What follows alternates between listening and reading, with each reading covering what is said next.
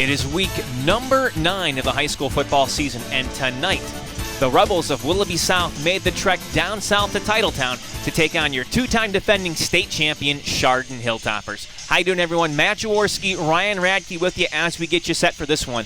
Ryan, Hilltoppers coming off a very convincing 55-0 demolition of the Madison Blue Streaks, and tonight they face a South team that is in a must-win situation when it comes to the playoffs. Yeah, absolutely. So, the Hilltoppers come in. They've already pretty much got their playoff situation set for themselves. But for the Rebels, this is a big game, and they're on a tough stretch. The Rebels have lost 2 in a row. They lost to Mayfield by a touchdown 2 weeks ago, Kenston by 2 touchdowns last week. Now they have Chardon this week and Riverside next week and have to win one of those 2 games. So it feels like must win for the Rebels today. So they're going to come in with a little bit of energy. Currently 16th in their region in the playoffs, but a couple of losses will drop them from there. So they know they need the win tonight. Well, meanwhile, on the other side, the Hilltoppers looking to gain what points they can from Willoughby South because they have a team next week in North that has not won a game, so that means no points next week against the Rangers. A pivotal game in that sense for Chardon as they look to stay in the top 4 in Division III Region 9 and maybe get a number 1 seed. Yeah, all you're getting is those first-level points you get for beating North. No second-level points next week from that win over North. So, yeah, this game over South, the last chance to pad those second-level points. When you still look at the way Region 9 plays out, you feel like Chardon pretty comfortably is going to finish in the top 4 and get 2 home games at this point. But, yeah, you're absolutely right. Last chance to get a lot of second-level points because unless North wins tonight, not going to be any coming from that matchup next week. Indeed.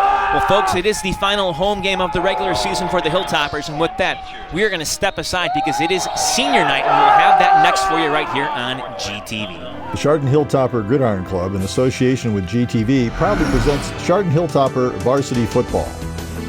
Today's game is brought to you by the Chardon Smile Center, Roniak Paving, Burr Funeral Home and Cremation Service, El Patron Mexican Grill and Cantina, Hazen Asphalt, Paving and Seal Coat, The Arms Trucking Company, Realtor Beth Felger at Keller Williams Realty, Patai and Mark F. Burr Funeral Homes, Dan McCaskey and Terry Combs, the McCaskey Team, Remax Traditions, The Junction Auto Family, Conic Law LLC, Brock Construction, Precision Orthopedics, Ashes Mayfield Window Cleaning Company, and the Chardon Athletic Boosters, and by GTV. Good evening, ladies and gentlemen, and welcome to the 2022 Football Cheer Senior Parent Night at Chardon High School. We will be recognizing the senior football players and cheerleaders along with their parents and an educator each has identified as his or her most influential. First, we want to commend and thank all our seniors for their dedication, hard work, and their many contributions to the Chardon football and cheer programs, as well as their sportsmanship and the positive example they set for the younger players. Parental participation is also crucial to the success of all athletic programs. The sacrifices our parents make are greatly appreciated by athletes and coaches alike. We appreciate all the hours of driving to practices and games over the years, your support of our athletes, as well as the spectacular pregame dinners our athletes appreciate so much. Thanks to all of you, cheerleaders, players, and parents, for making Chardon football and Chardon cheerleading such outstanding programs. And now let's recognize our seniors. We'll start with our senior cheerleaders, presented in alphabetical order. Alexis Fink, escorted by her parents Melissa and Vaughn Fink and her brother Vaughn Fink. Alexis would like to recognize Mr. Ron Cole as her most influential teacher. After high school, Alexis plans to attend Kent State University and major in hospitality and event management. McKenna Roby, escorted by her parents, Debbie and Pat Roby. After high school, McKenna plans to attend a 4-year college and study to become a physician's assistant.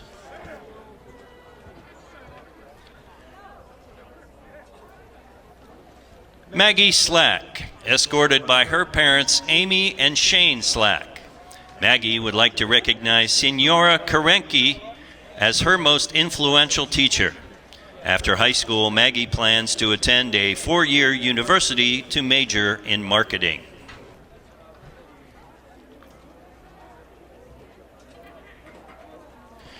Brinley Zalay, escorted by her parents, Tammy and Bob Zalay. After high school, Brinley plans to attend Miami University for a business degree and attend law school. Jillian Ziggefus, escorted by her parents, Dina and Tim Ziggefus. After high school, Jillian is undecided which college she wants to attend, but knows she will study criminology wherever she goes. And now we will introduce our 2022 senior Hilltopper football players in jersey number order. Number 0, Alex Kisley, escorted by his parents, Monica and Todd Kisley. Alex would like to recognize Dr. Becky Schneider as his most influential teacher. After high school, Alex plans to attend college for finance and business. Number 5, Trey Liebhart, escorted by his parents, Carlin and Tom Liebhart. Trey would like to recognize Mr. Joe Ritchie as his most influential teacher. After high school, Trey plans to attend college to study business and play football.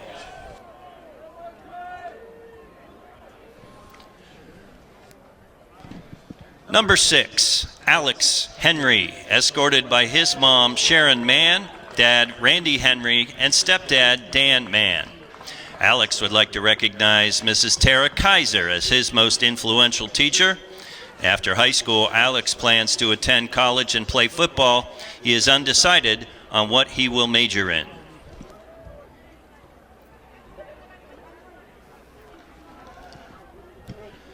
Number 7, Heath Fetchick, escorted by his parents Julie and Andy Fetchick and brother Drew and sister Aubrey. Heath would like to recognize Mrs. Jennifer McClintock as his most influential teacher.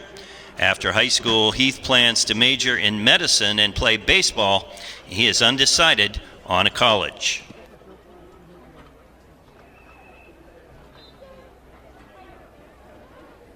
Number 9, Cooper Felger, escorted by his parents Beth and Brandon Felger and sister Logan.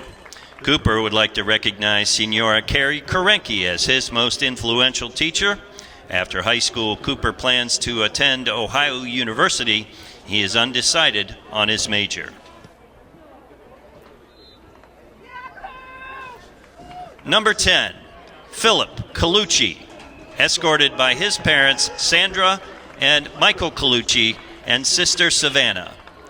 Philip would like to recognize Mr. Brian Long as his most influential teacher, and after high school, Philip plans to get a job.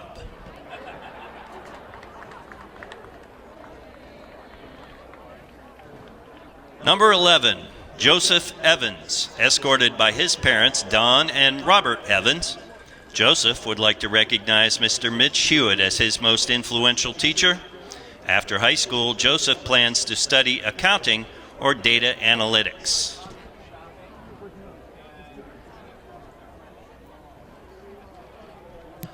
Number 27, Daniel Pettyjohn, escorted by his mom, Melissa Pettyjohn, and dad, Bernard Pettyjohn.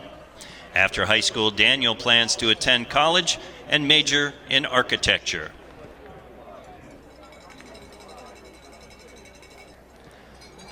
Number 29, J.P. McElroy, escorted by his parents, Sue and Bob McElroy. J.P. would like to recognize Coach Cam Neas as his most influential teacher. After high school, J.P. plans to go into the trades and work as a plumber for Mac Plumbing, and then go to school to take business classes to eventually open his own business.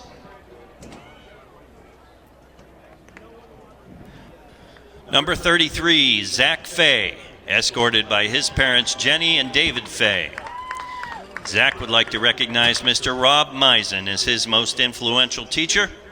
After high school, Zach plans to pursue a degree in engineering.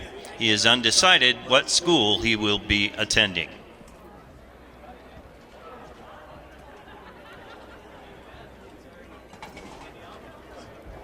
Number 50, James Fletcher, escorted by his parents Suzanne and Patrick Fletcher. James would like to recognize Mrs. Jeannie Clark as his most influential teacher. After high school, James plans to attend a 4-year university to major in chemistry.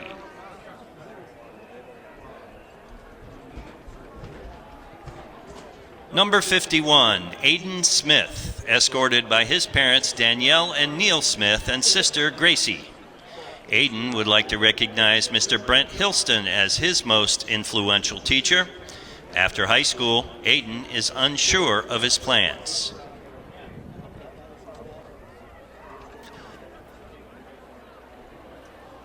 Number 58, Robert Vunderink, escorted by his parents Lisa and Nick Vunderink. Robert would like to recognize Ms. Jody Tagliaferri as his most influential teacher. Ms. Taggs was a great influence and made learning fun. After high school, Robert plans to work in construction and continue working for Countywide Windows to gain as much experience as possible.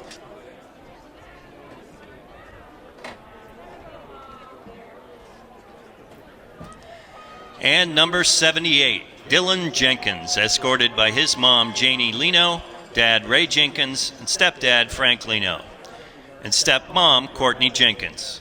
Dylan would like to recognize Mr. Greg Frank as his most influential teacher. After high school, Dylan plans to continue his criminal justice career and join the military. Please join together for one more warm round of applause for the Chardon High School football players and cheer seniors.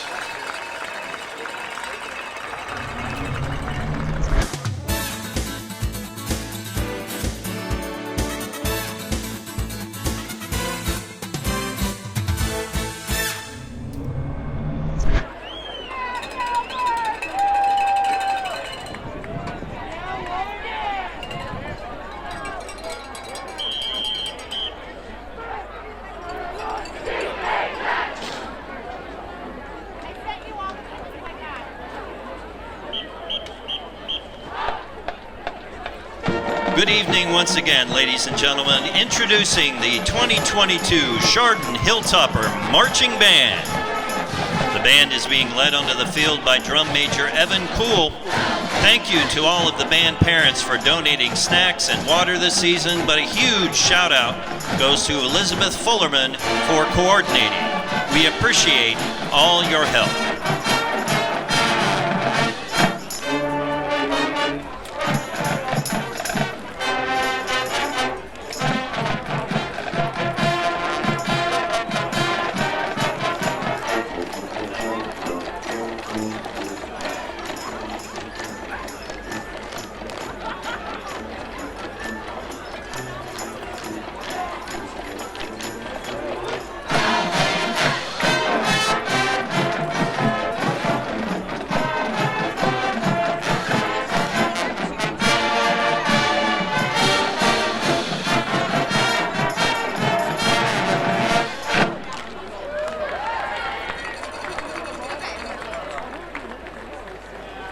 All right, Hilltoppers, put your hands together for the Hey Song.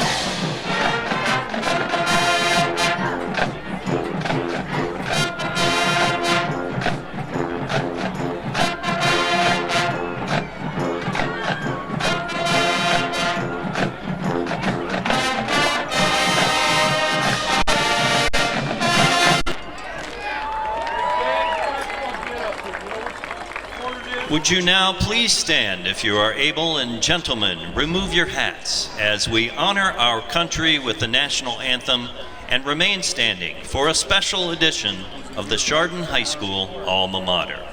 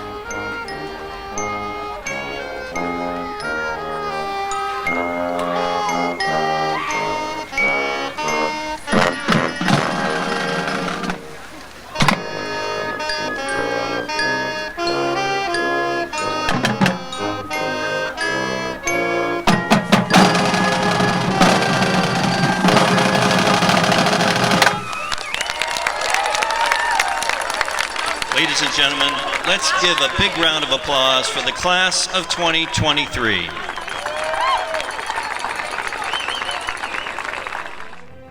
The Chardon Hilltopper Gridiron Club, in association with GTV, proudly presents Chardon Hilltopper varsity football.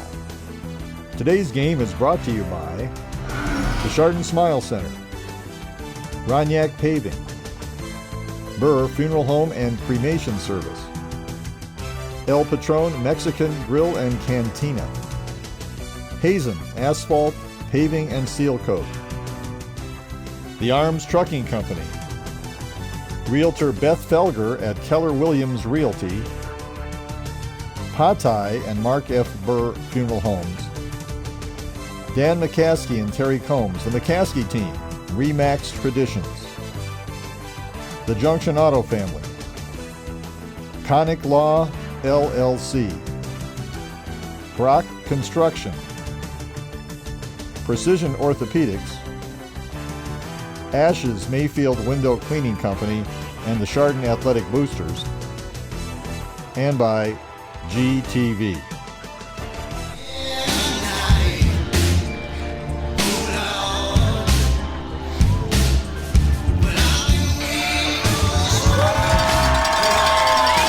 And here come your two-time defending state champion, Chardon Hilltoppers.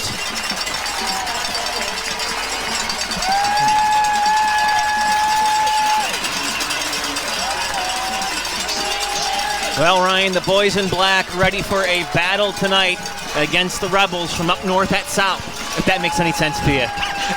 It makes a little sense. That's the way it's laid out here. So, yeah, this is going to be, it's always a fun matchup. This is a great rivalry. Even going back to the days before the WRC, this has been a good rivalry for a long time between the Hilltoppers and the Rebels, and it's always fun when these two teams get on the field. I feel like we say that a lot. Good rivalries for the Hilltoppers, but this is definitely another one, and as we mentioned, definitely, especially for the Rebels, playoff implications on the line, so it should be a fun one tonight.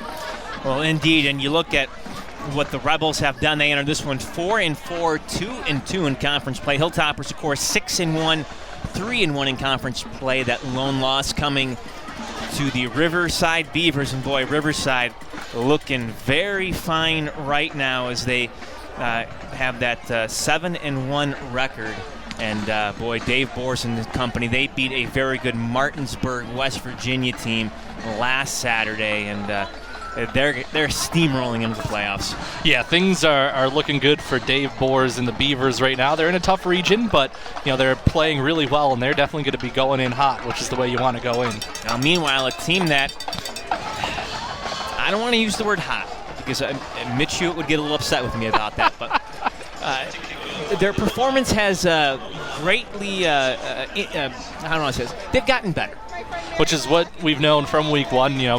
Mitch was pretty open about it from week one, especially on the offensive side. They were a really young group, and they were looking to get better as the weeks go on, and that's what you want to see. And definitely you see those signs of improvement out there on the field from week to week from this unit. Well, we've been waiting for them to become more physical, more violent, crisper blocking. Was something that you really couldn't tell last week in Madison. Madison, look, a very young team. Joseph Evans going to kick it off, by the way, and pushes that one just shy of the end zone, taken at the 5, near side, coming left, and being stopped, what is that, around the 15 or so. Close to the 16, and that's where the Rebels will take over. But it was a very tough game to kind of figure out in terms of how they did, because A, Madison's so young, a ton of sophomores on that squad. B, it was wet and rainy. The field, as the game progressed, was so muddy.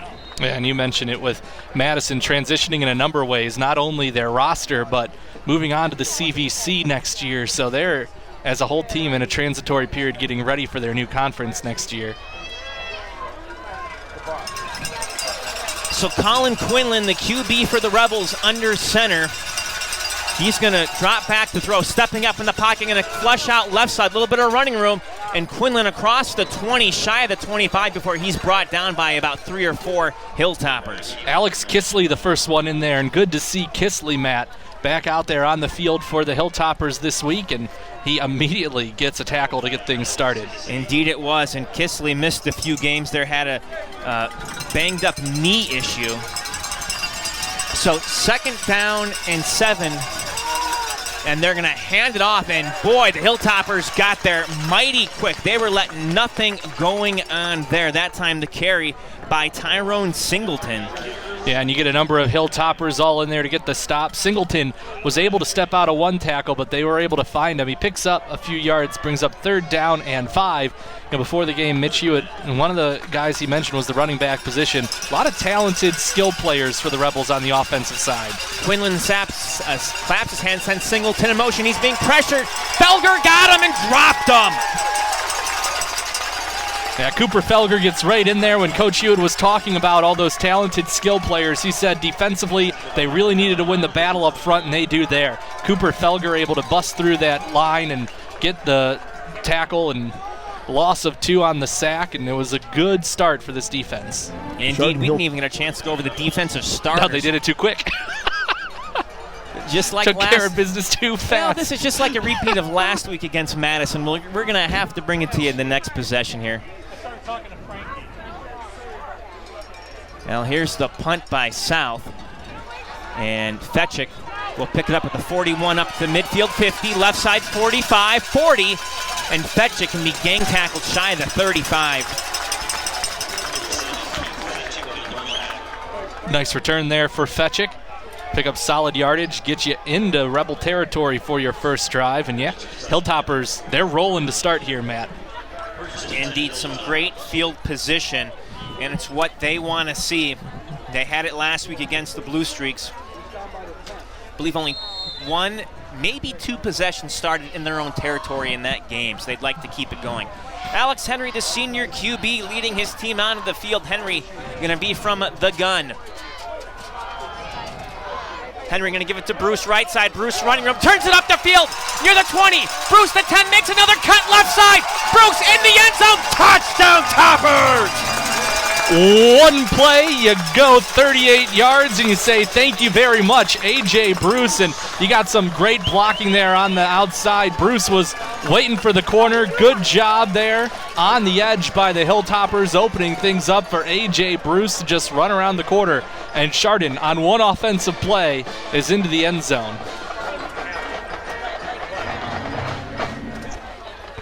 Well, he took the jet sweep to the right, and boy, it has been a different team since that Kenston game when they've essentially return of the jet, if you will.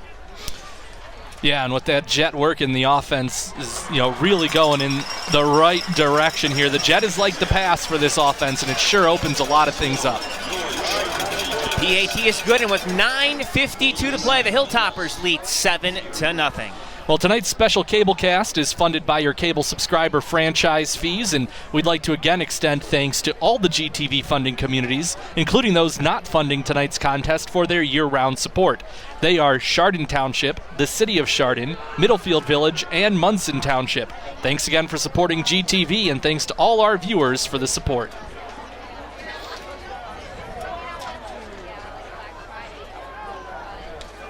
Well, the Hilltopper defense will get no rest. No rest for the weary, Matt. No. You go back out there, but I think defensively that's the way you're fine if it's a short break, if it's because your offense scored on one play.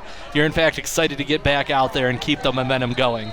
If you only got one play break every time was because your offense was scoring on the first play every time, you'd be pretty happy as a defender. Oh, you indeed would. Now, Hilltopper offensive line opened up some great holes, some good blocking around the right side, and Bruce, boy, he saw some things that I didn't see on that run. Ball be taken near the 10, brought back toward the left side of the field, and Hilltoppers gobble him up and bring him down. Yeah, nice violent hit there in coverage to get the stop for the Hilltoppers, and you send it out there, and immediately you see the field position difference here as Willoughby South is set all the way back on their own 20. Gavin MacArthur with the return, and maybe about 10 yards on that thing. Look at this Hilltopper defense. Of course, up front, Alex Kisley, Aiden Smith, Cooper Felger, Austin Lazinski. The linebackers, Heath Fetchick, Mario Tolo, Austin Green, and the guys in the secondary, Caleb Hewitt, Trey Liebhart, Leo Columbi, and A.J. Bruce. So Quinlan dropping back the pass from that shotgun, going to throw it down the field left side, puts it in the air, and it is dropped! Oh! That should have been caught. Yeah, nice work down there by the receiver, Moss, and he was able to get a step on Leo Columbi. That's hard to do. The throw was in the right spot, and Moss just couldn't reel it in. That's what Moss is going to want back. It was a chance for the Rebels to respond pretty instantly there. It goes through Moss's hands. Yeah, that could have been 7. So it'll be 2nd down and 10 from their 20. 9:39 to go here in the first quarter from Chardon Memorial. Appreciate you tuning in here to GTV. Handoff, Singletary, nowhere to go. Yeah, Hilltoppers took care of that one pretty quick. Again, winning that battle up front. That was one of Coach Hewitt's key things he said to us when we talked to him before the game is winning up front, and they did that there again. No running room for Singletary. Setting back at about 3rd down and 13 here. Well, he entered this game needing 89 yards for 1,000 for the season. They're going to go to the air again, and that one is incomplete toward the left sideline. Yeah, he was looking for his receiver down there, Nico Frizzell, but threw out of bounds. Frizzell was well coverage. Nice job in pass defense there by the Hilltoppers, and another 3-and-out for the Rebels, and they'll punt quickly again from an even deeper spot on the field at the first time, and So they'll want their special teams team to do a better job, not give the Hilltoppers that short field position again. Well, we saw the Hilltoppers get a safety on a punt last week against Madison when the punter sent it out of the end zone. Not the case right here. Decent punt. Fetchik stepping up, going to take it at his 40. Fetchik makes a move, cuts across the left side, 50, 45, takes a couple Rebels out of bounds. Fetchik is a powerful runner, isn't he? And we see his power at the linebacker position, but we've gotten to see it not just in the return game, but on display offensively as well. And he's a guy who, yeah, you really like the strength he plays the game with. You know, the way that he just ran that kick back was almost like he was trying to tackle somebody. I do not want to be in front of him if he... You don't want to see him coming at you, I promise you that. But again, in Rebel territory to start a drive for this Hilltopper offense. Henry sends Vuyaklia in motion. And that was Vuyaklia with the ball going right side. Yeah, hand it off there to Vuyaklia. He goes off the right side, and Drago able to get up to about the 40 there, pick up a 4. Nice run on first down. Number 57, Quentin Wilson, tackle. Quentin Wilson, the defensive end there, in on the stop. It'll be 2nd and 6, Chardon from the south 40-yard line.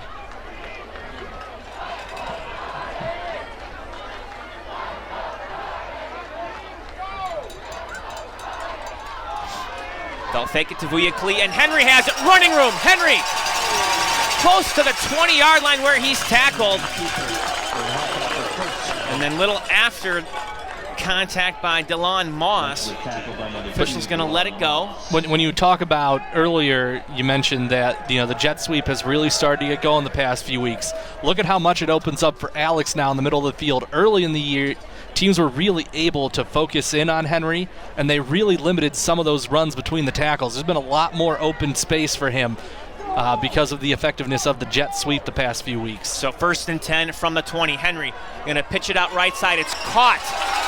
Hewitt into the end zone. Touchdown Toppers from 20 yards out.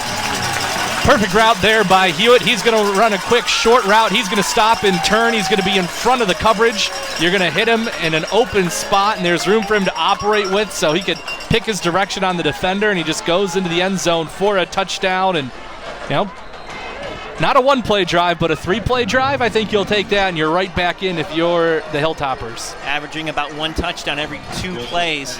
You'll take that. It's a good average.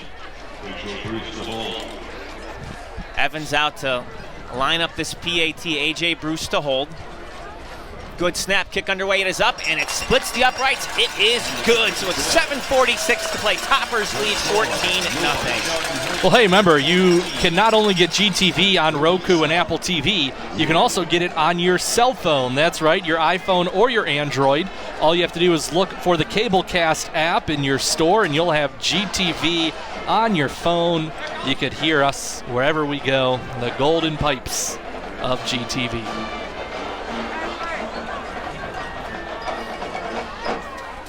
Well, it has been nothing but gold for the Hilltoppers in this first quarter.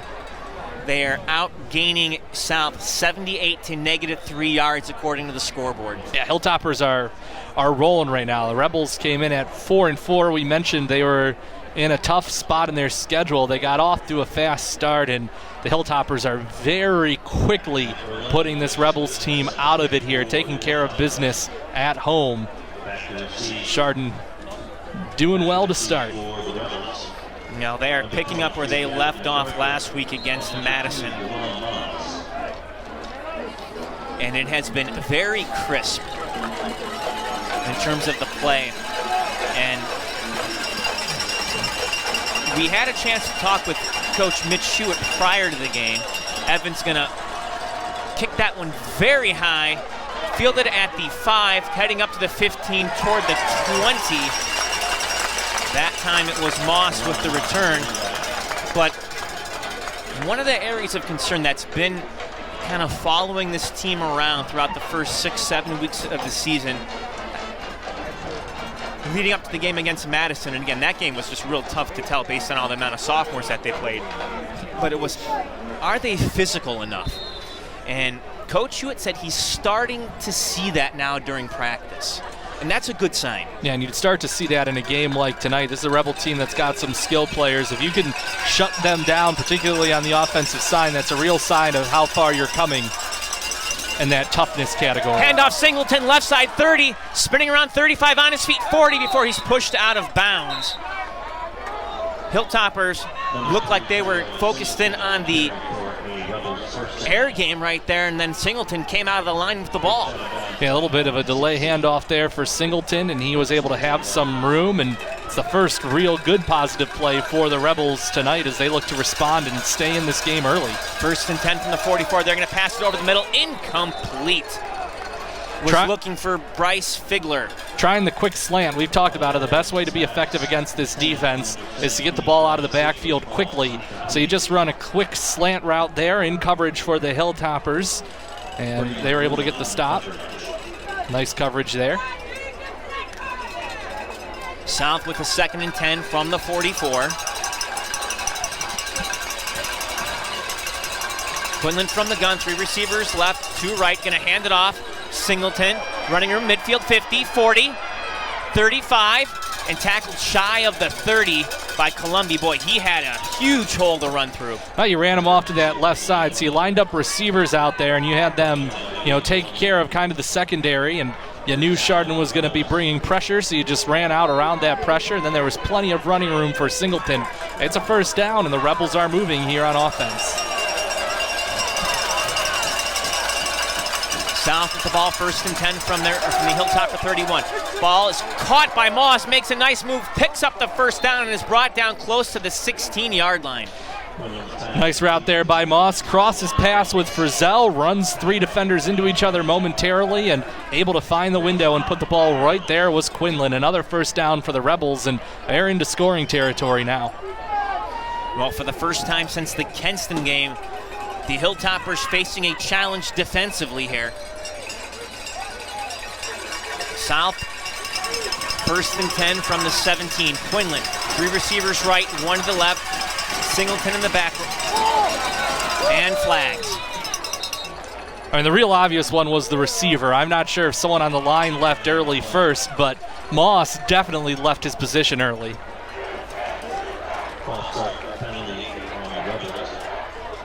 Illegal procedure call will back the Rebels up 5 yards, make it 1st down and 15 from the 22.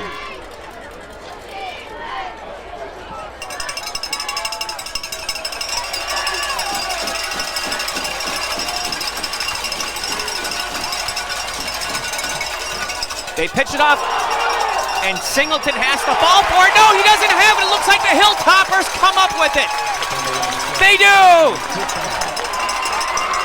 That was the option, and the pressure came, and Quinlan at the last second let it go, and Singleton wasn't at the spot Quinlan thought, and then Quinlan, feeling the pressure to pick it up, can't do it. It squibs away from him, and the Hilltoppers get there. Big play defensively. It was the pressure that they provided that caused that fumble and that turnover, and what a deflator for the Rebels. Their offense moved down the field, and they turned it over like that. Indeed, and they will be getting the ball from their own 32-yard line.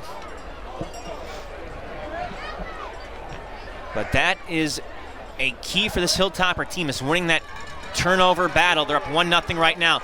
Ball's coming back left side. Fetching couldn't haul it in. Boy, it was just off the mark, and he tried to do everything he could. Yeah, he was trying to catch that one with one hand, and he just couldn't quite get it a little bit out of his reach. Nice effort there by Fetchik, though.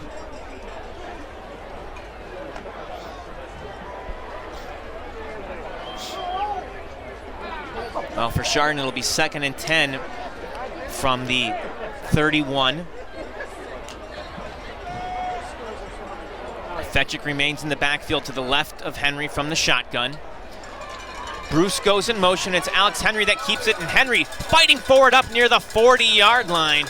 Took about 5 Rebels to bring him down. Well, when the game starts with A.J. Bruce beating you on that jet, you're going to be watching for it.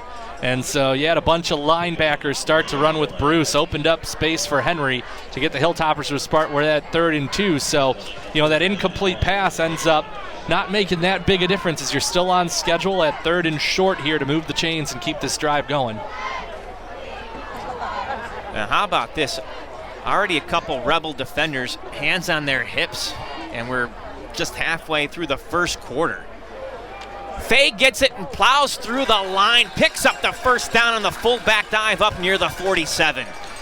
That's the play you want to look for on 3rd and short. Give it to your big fullback, and Fay able to run it right through for the first down.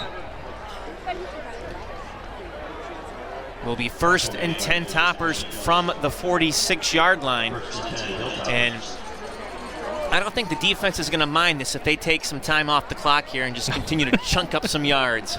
The defense will be fine with that.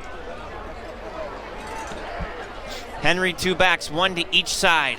Who's he going to give it to? Nobody. Looking to throw. Columbi over the middle. No, it's Bruce down the left side. Bruce, great catch. Sprinting down the field and knocked out of bounds shy of the 5.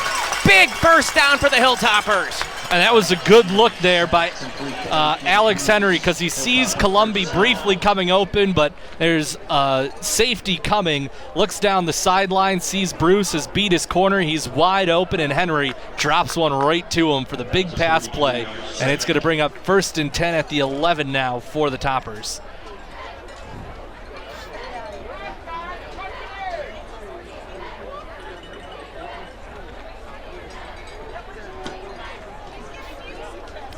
So 1st and 10 from the 11. Hilltoppers can't pick up the first down. They may not need to. It's Henry trying to cut the corner. Henry will be knocked out of bounds. May have picked up a yard or 2, but not much more than that. A nice run for Henry, and when it all comes, it's going to be awfully close to moving the chains. You had a chance. The pile runs into that yard marker, but it's well short. It's going to be 2nd down and 3 with all the equipment in front of us. It's a tough angle for us to see what's going on that edge of the field. But it's going to be 2nd down and about 3 here for the Toppers. Hilltoppers up 14-0, looking to punch it in here. And boy, that would be huge to go up 3 scores in the first quarter against a very potent South offense. Henry will hand it off, and it's Fay looking to cross the end zone, and he does!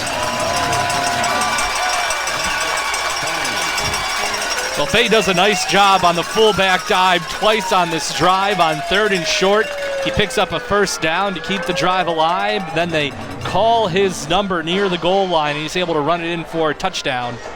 And Toppers have a 3-touchdown lead in the first quarter. Now Chardon on senior night has shown up and is giving it to the Rebels early.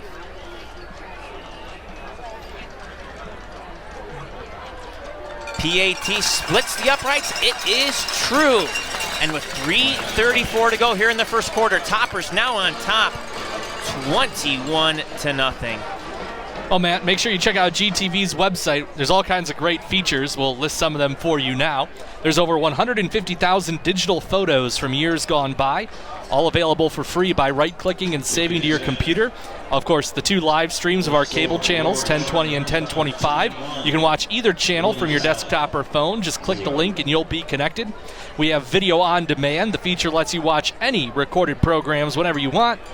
We've got over 200 programs grouped in showcases to make it easier to find. Concerts, meetings, games, features, and more, all available through video on demand. And last but not least, probably the most exciting thing going on the website right now, Matt, the brand new Chardon Square Cam. It's high definition, it's up and running. You can see Chardon Square in HD, watch that lake effect snow pile up this winter in high definition. So make sure you get to www.geaugatv.org to check out the new high definition Chardon Square Cam, as well as all those other awesome features. Again, the website, www.geaugatv.org.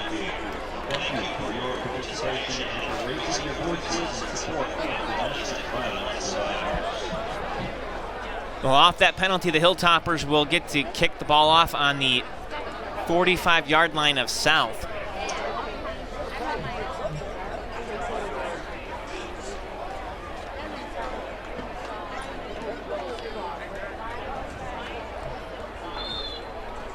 Number 11, Joseph Tennant, is set to tow it up for the Hilltoppers. Back to the They squib it. Ball is picked up, and the Rebels will recover the football. Chardon putting some stuff on film. I was going to say, and you know what?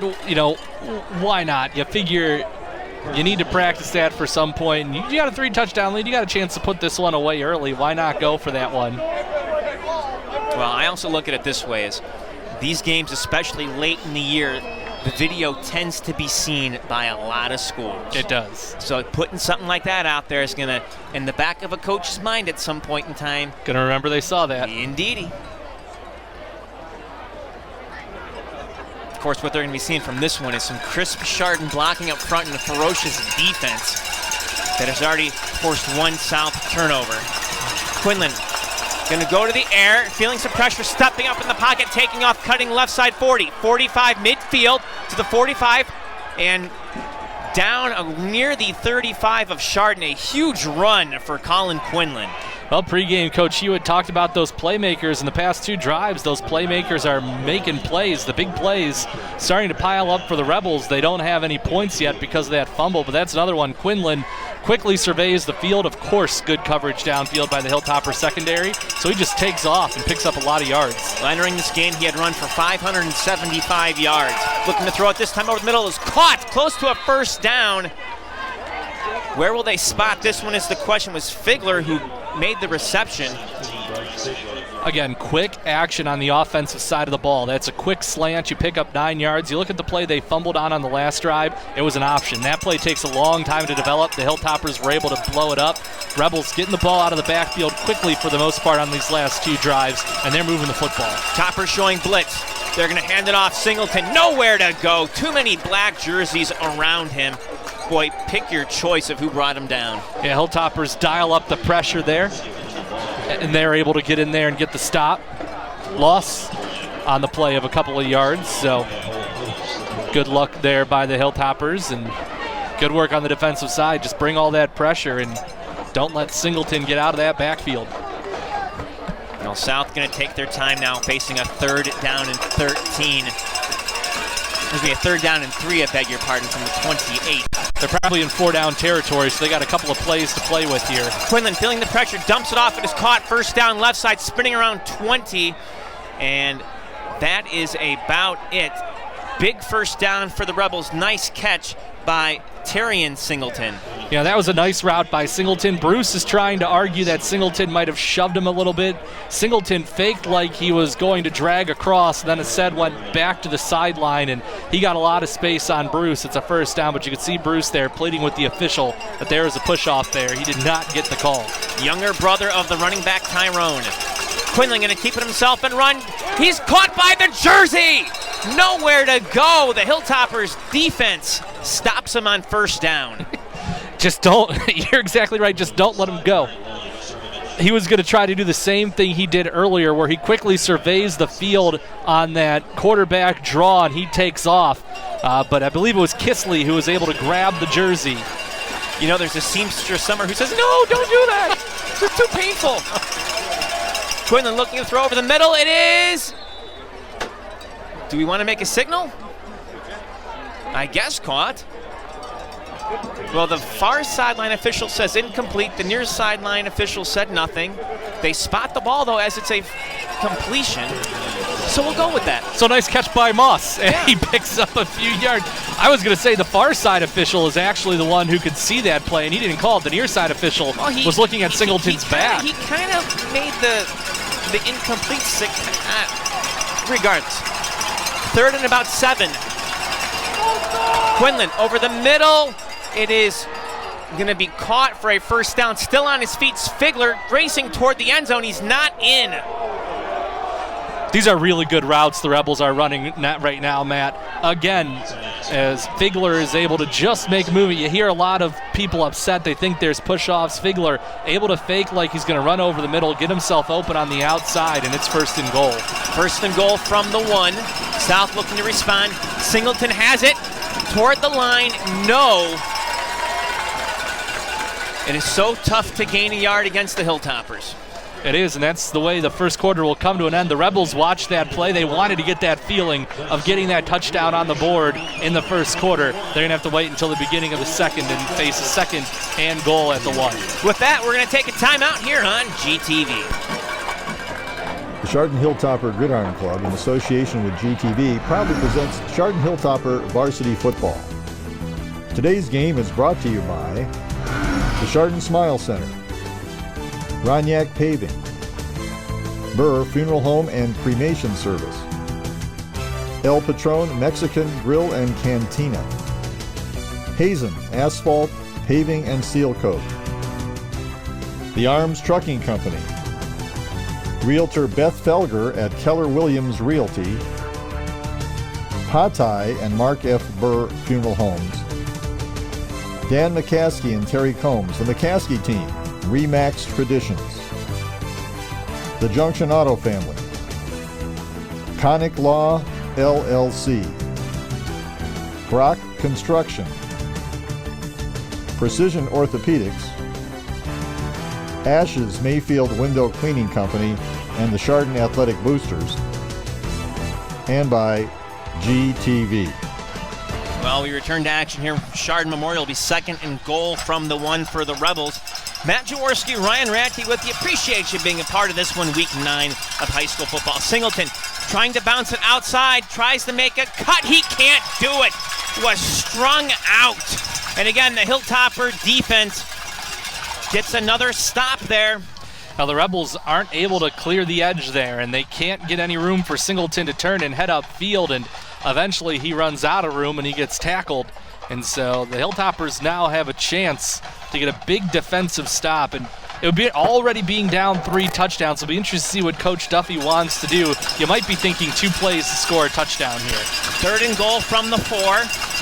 Quinlan going to look to throw it. It is in the end zone, and it is caught for a touchdown. Yeah, another quick route to Bryce Figler. Figler's running those inside routes so well, and he's getting himself open, and he does it again there. Figler really helped move the team down the field, and he gets rewarded with the touchdown catch at the end of the drive. And a big touchdown there for the Rebels to keep them in this one early, Matt. So the 4-yard touchdown reception gets South on the board.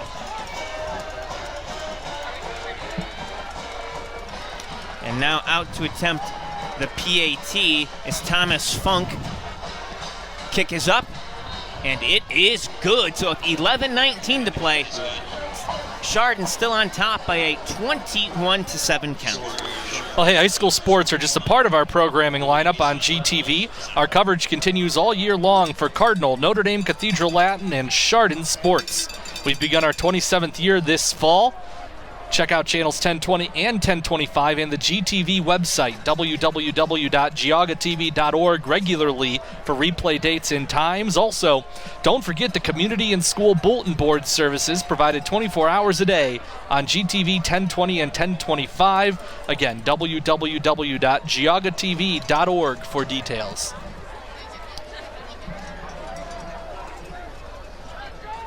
Well, we've seen the South offense over the years, and they've been a program.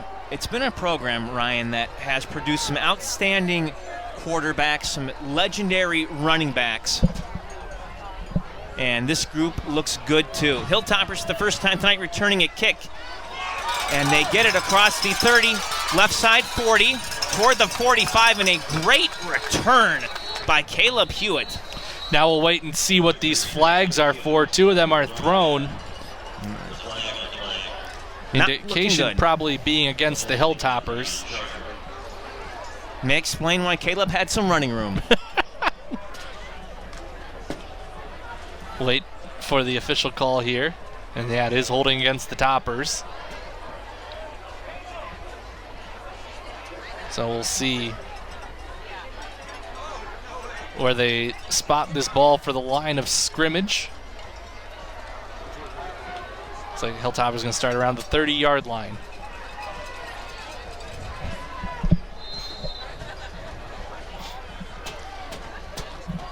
Chardon 3 for 3, 3 possessions, 3 touchdowns in this one.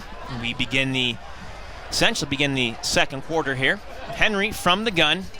will fake the handoff, and Henry falls forward for about a yard or so. Rebels do a nice job there at the line of scrimmage, able to stay with Henry. Henry does manage to wiggle forward for a yard, but there wasn't much there. The Rebels' defense was there with one of their best looks up front so far in the early going. That might be the shortest run we've seen from the Hilltoppers today. I think you're right. 2nd and 9 from the 31. Two backs, split Henry. Fakes the handoff. Looks to throw. Has a man left side. Caught 40. 45 midfield to the 45 and knocked out of bounds shy of the 40. And, excuse me, that time it's WeWereAthletes with the catch. Let's go on ahead and take a page right out of the Rebels playbook, can we? Let's get a nice short route, get a pass into the soft spot in between the line and the coverage, and WeWereAthletes makes the catch and is able to run ahead for the first down. Plenty of yards after the catch there for Drago. So Hilltoppers having some success through the air and on the ground tonight. From the 43, excuse me. And Henry just got clotheslined. Yeah, that was Quentin Wilson getting into that backfield there, and there wasn't a lot of push. And Wilson was able to just he actually looked like he jumped over maybe a lineman, but Wilson able to get into the backfield and make the big play. It ends up going for a loss of about 5, which means 2nd and 15 for the Hilltoppers here as they'll get lined up on the offensive side of the football now in that wing T formation, ready to get things going. On this 2nd down and 15 play, nice sweep run coming to the outside across the 40 to the 45, or to the 35, I should say. Hewitt inside the 35 at the 33. It should be a first down to move the chains. Nice run by Caleb Hewitt. You all right, buddy? Hanging in there. All right. Little bug got too close. One of the last ones of the season. Oh, you haven't seen my office. We've got a few still flying around my desk. So Toppers a first down and 10 position from the 32, and right now, just kind of a ho-hum, here we are, here's what we do kind of a night for Chardon. Yeah, so far they're moving the ball really well on the offensive side, much like a week ago. They're looking to pass the ball. Henry stepping up in the pocket, feeling pressure down the field, incomplete. Thought for a moment maybe he would have his intended receiver, Zach Fay. But they live to fight another down. As Fay on the deep route, long down the sideline. Ball just couldn't quite get there, so it'll be 2nd down and 10. Now, last time they missed a first down pass, had a real nice run on 2nd down to set up 3rd down and short and keep the drive on schedule.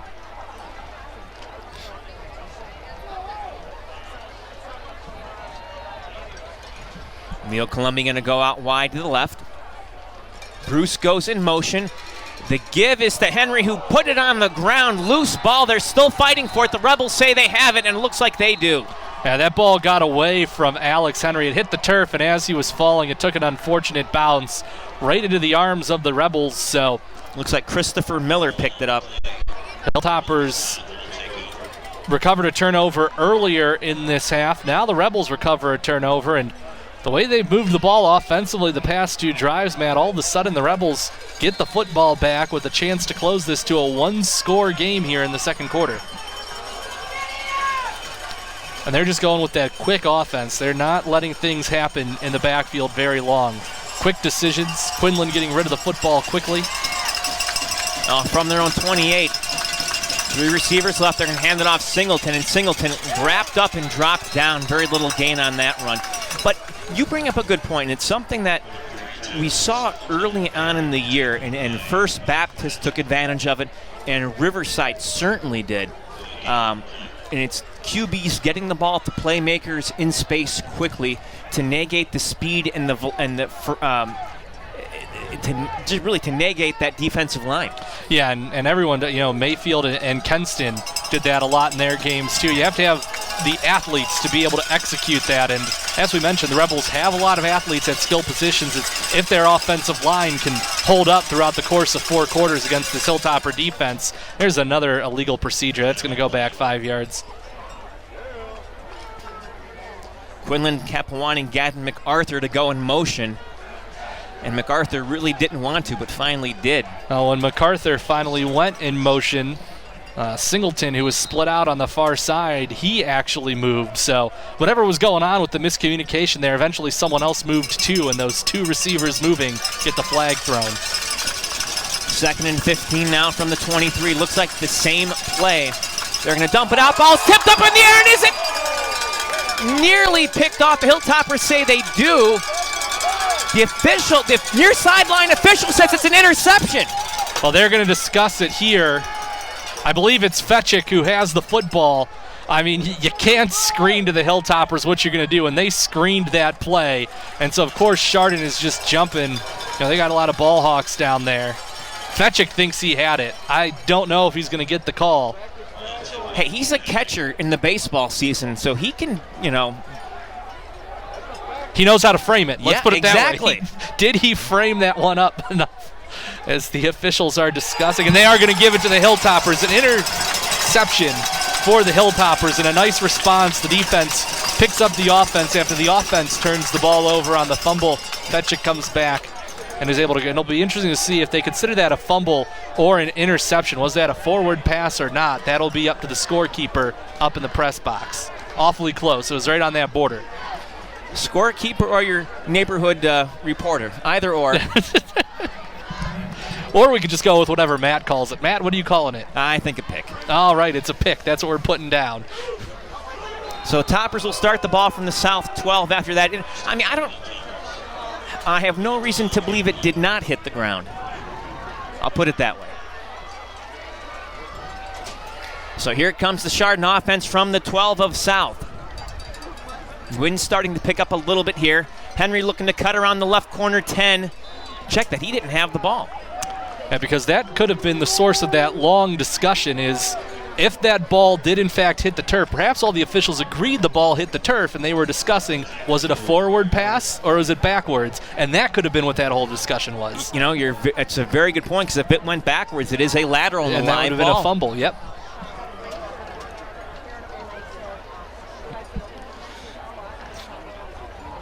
Five-yard pickup on that run. 2nd and 5 from the 7. Chardon leading 21-7, looking to tack on another touchdown here. Coming to the right side, getting into the end zone, and touchdown Toppers. It's WeWereAthletes. And they just do a nice job there of opening up the edge for WeWereAthletes. Talked about that a lot earlier in the season, is doing a better job on the edge, and they've done a nice job a couple of times tonight, including on that sweep run for WeWereAthletes. Once he gets around the edge, he's able to go untouched into the end zone for that touchdown, and the Hilltoppers take advantage of that interception or fumble, whatever we're calling it, and they get into the end zone for the touchdown. Toppers will take that turnover.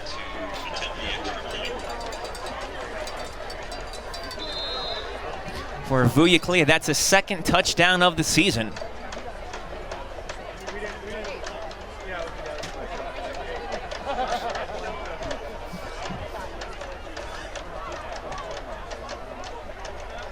Bit of a high snap. Bruce gets it down.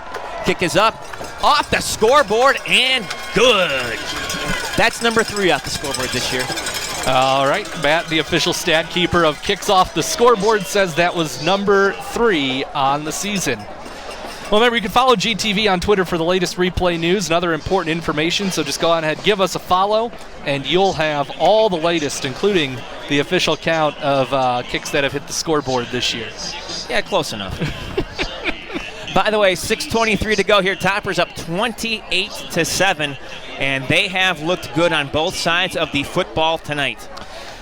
Yeah, they do a great job there defensively, and we go back to that turnover that leads to that touchdown there for the Hilltoppers. It was, as the play was happening, you said, looks like the same play again, and it was. That's always a mistake against Chardon.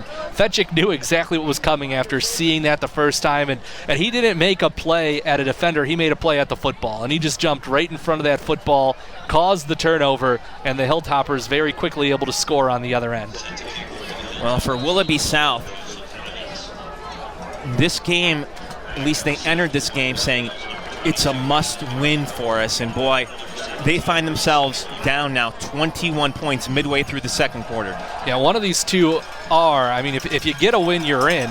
Even if the Rebels lose both, even though that would put them at 4 and 6, they would have a shot at staying in that 16 seed based off the schedules of everyone else around them, but you're kind of relying on other people too. So if you're the Rebels, you'd love to find a way to either win this week against Chardon or win next week. Either way, it's an upset, but you're hoping you could find an upset maybe to kind of control your own destiny as far as getting into the playoffs. And of course, you get in Division II Region 5 as the 16 seed, sends the Rebels to Hoban right away after that. That's not fun. No. By the way, I want to wish your alma mater luck tonight. Oh, yes, our alma maters are doing battle on the gridiron. Is that game at Wycliffe, I believe? Or I is have that? no clue. I'm here. Go Trinity, as they say. Quinlan from the gun, gonna hand it off to Singleton, running room, 45 midfield, cuts it up again near the 40, and a big first down, gain of about 30 yards on that run. I'll tell you what, Matt, the big play is definitely there for the Rebels. The first, again, we talked about the adjustment. They're making things happen much more quickly, and they're opening things up, too. They're doing it on the ground game. Singleton that time got stopped. He had nowhere to run. Fay came in, helped make the stop. I saw Felger there as well.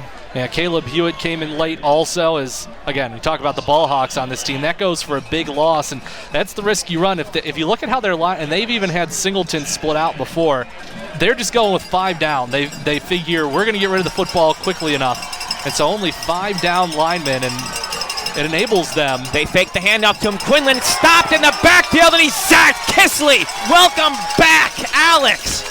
And that's the thing. If you're going to run the straight drop back, you have to have someone get open. And every route's going downfield. This secondary is too good. And so you look upfield, there's nothing there. And then all of a sudden, here comes 7 Hilltoppers because you got 4 linemen and 3 linebackers staring at you. And you go down for a big loss. And now all of a sudden, you're facing 3rd down and this is around 20, maybe more. Kisley left that game against Kenston early with the knee injury. Had the bye week off. Missed Madison, but he's looking good tonight. Ball up in the air, nearly intercepted. Oh, boy. Braden Morona wants that one back. Yeah, he had a good shot. He read that well. You know exactly what play is coming. They've run that play a few times already.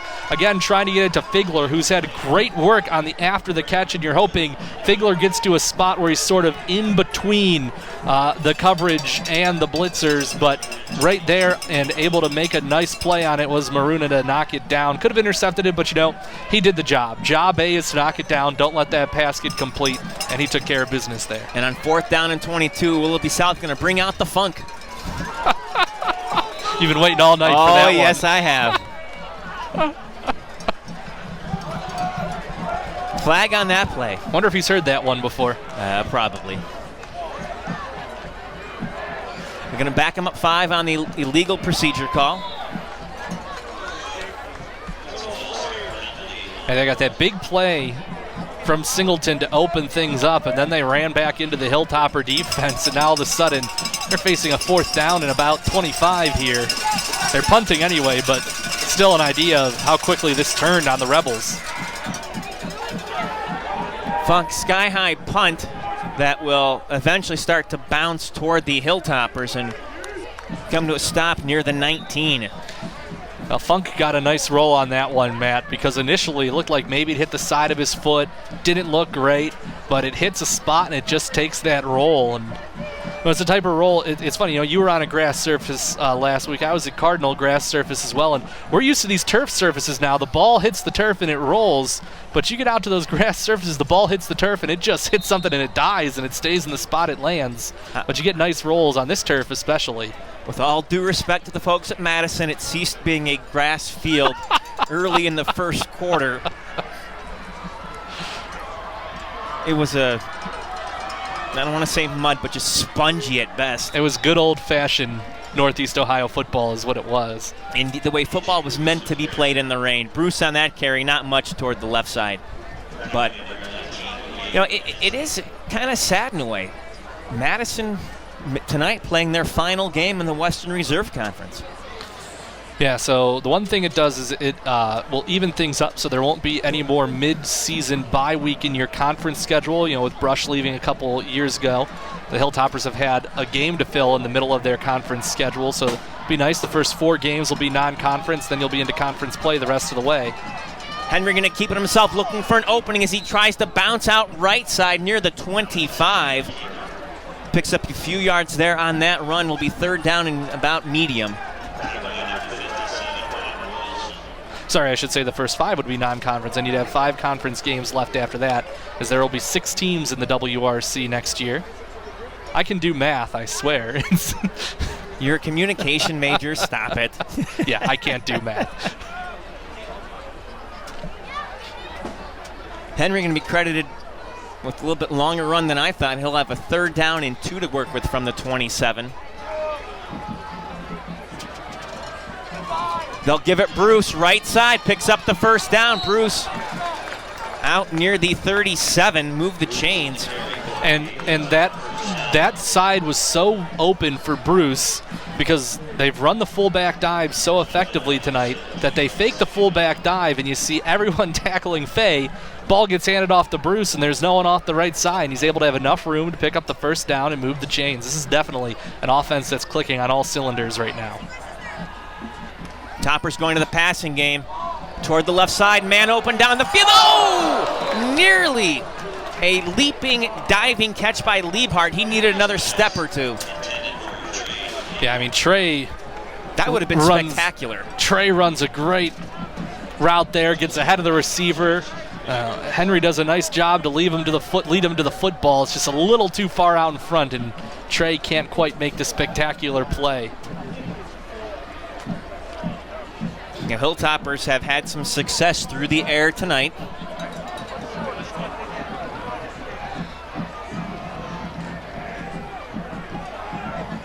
On 2nd down, man goes in motion, and it's Henry keeping it himself. Henry lowers his shoulders across the 45 out near the 46, just steamrolled a couple players from south. Yeah, you mentioned they've had some success throwing the football, but what's really been key tonight is the times they've thrown those incompletions on 1st down. They come back there, Henry again. You get a big run, so even though you were facing 2nd and 10, Henry runs for 9, and now you're at 3rd down and 1. So they're doing a good job to keep things on schedule, keep things moving down the field in the right direction here tonight. Flags coming out. See who this one is against. I believe it's against the Rebels. This is going to be a 1st down here for the Toppers. I think we had ourselves some encroachment there, Matt. Well, indeed it is. That's the 5th penalty on the night against the Rebels. Only 1 so far for Chardon.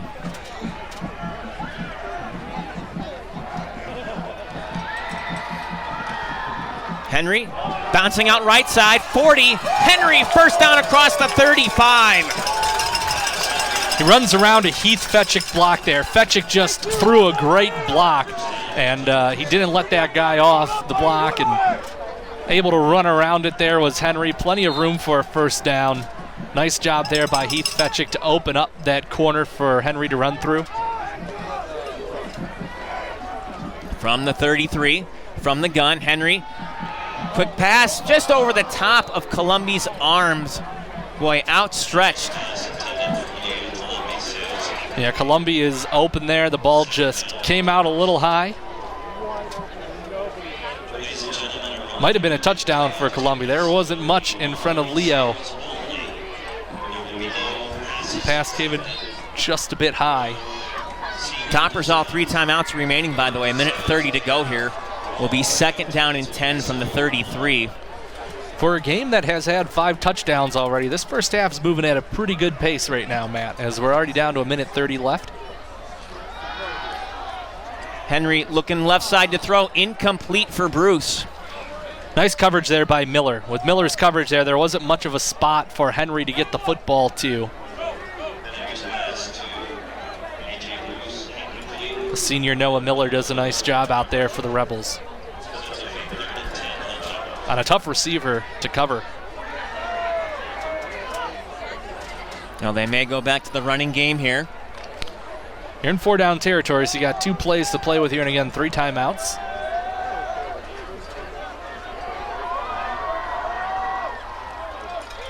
Henry keeping it himself, running right side. Henry up near the 20-yard line and out of bounds. That'll stop the clock.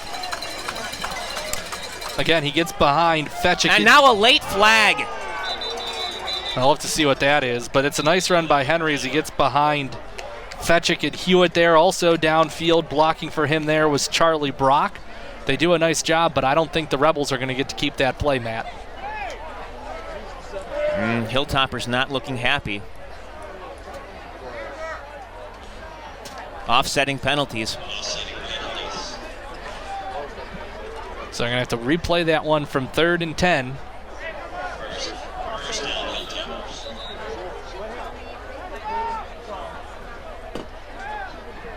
Officials are going to say it happened after the play. So they're going to move the chains. Okay. So they will get the first down. That works out better than the Hilltoppers thought because they had already walked back to the 40-yard line. So that works out for the Hilltoppers. It's 1st and 10 at the 22. Sort of a no harm, no foul situation. Pretty much, although they got to get the chain gang situated because they're the chains are still on 3rd down. They're not in position yet. There we go.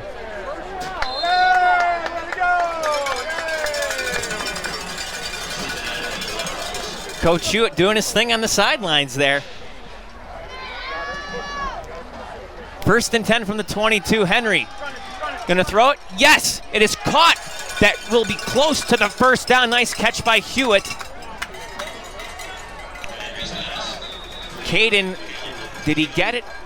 I think it's probably going to be just short. Probably looking at a 2nd down and 1, and the Hilltoppers, as a result of that, are going to take a timeout here to talk about that one. Not a bad time, though, to take that timeout with 1:10 to go. Yeah, you can't take them anywhere, so you might as well use them. You've got them. Plus, gives you a chance to really set up the play you want here. You're working hard to score on this drive, so you want to make sure you could finish it off. Well, remember to check out our website, GeaugaTV.org, with streaming links and more. Watch Geauga TV wherever you go. Florida, Columbus, even Tuscaloosa. Streaming video of both channels available now at GeaugaTV.org. And, of course, the high-definition Chardon Square webcam now up and running. It is fantastic. Can't wait for actually, I can wait, but I know I'll be using it come basketball season to see the I don't know. weather. I don't know how much we're supposed, but they keep warning us early in the week next week. Don't Monday, say it. Tuesday. Do not say it. Might see some flakes floating around. I didn't say it. You said flakes. That's not nice. But I didn't say what you didn't want me to say. I still have to mow my lawn. Topper's going to run the football right side. Cutting up near the 10 is Hewitt. Now he's cutting back. Hewitt looking for a block. There's a flag on the field. Hewitt has the first down. And I don't know what this flag is going to be, although early indication it's against the Hilltoppers. Well, it's a pretty good indication when you could completely switch direction on the field like that. Someone's holding someone. And now there's a Rebel down on the ground. They're going to have to call an injury timeout for that as well. 58 seconds left to go in the half here. What we'll do is we'll stop and take a timeout on this injury. When we come back, we'll have the next play for you here on GTV.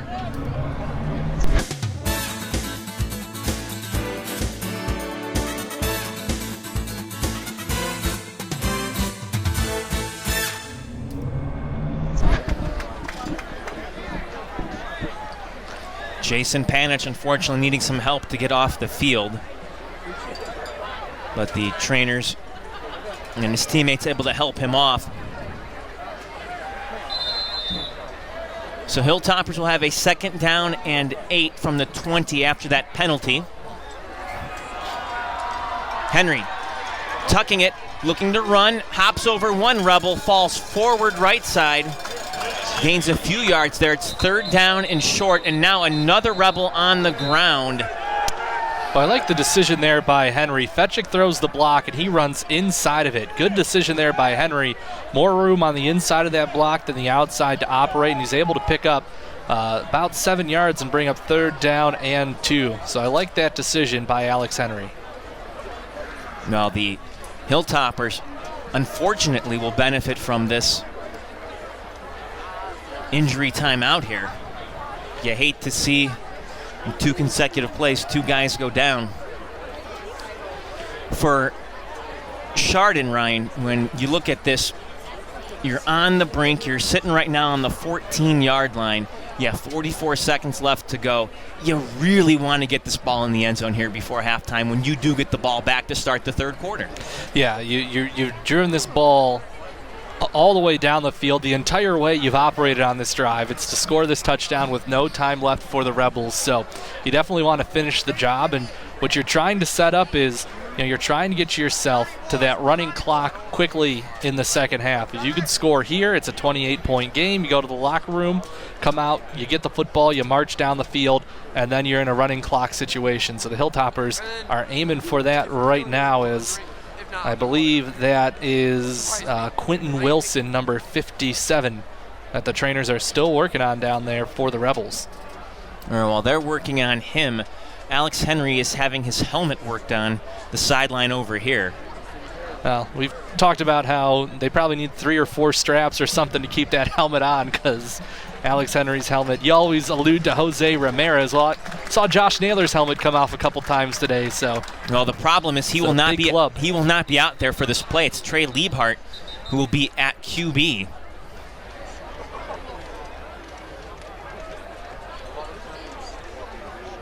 However, if you are South, this means you might get a big up-close dose of Heath Fetchick right here. Or Trey could potentially take it himself. Time will tell.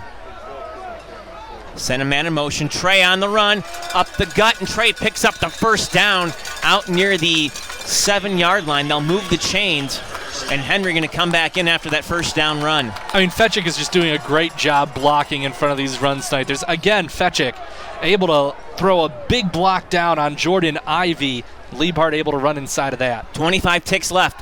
Henry feeling pressure, flushing out right side, puts it up in the end zone, and overshoots everybody. Nice catch. Is that Principal Murray? It is. Nice catch by Principal Murray down there. Well, Fetchick was springing open down here in the end zone on the near side. And look Throw at that. Goes to the middle, and Murray makes a great catch, buddy. He didn't drop his camera. He can't. What a man.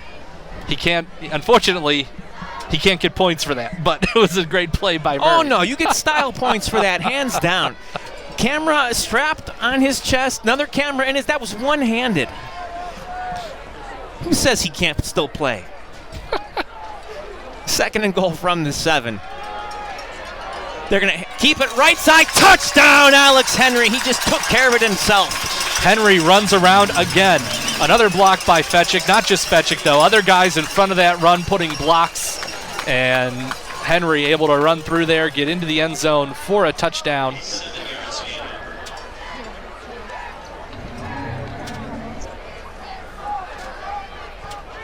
Evans now out to attempt another PAT. And he has been as solid as you can come when it comes to the point after attempts.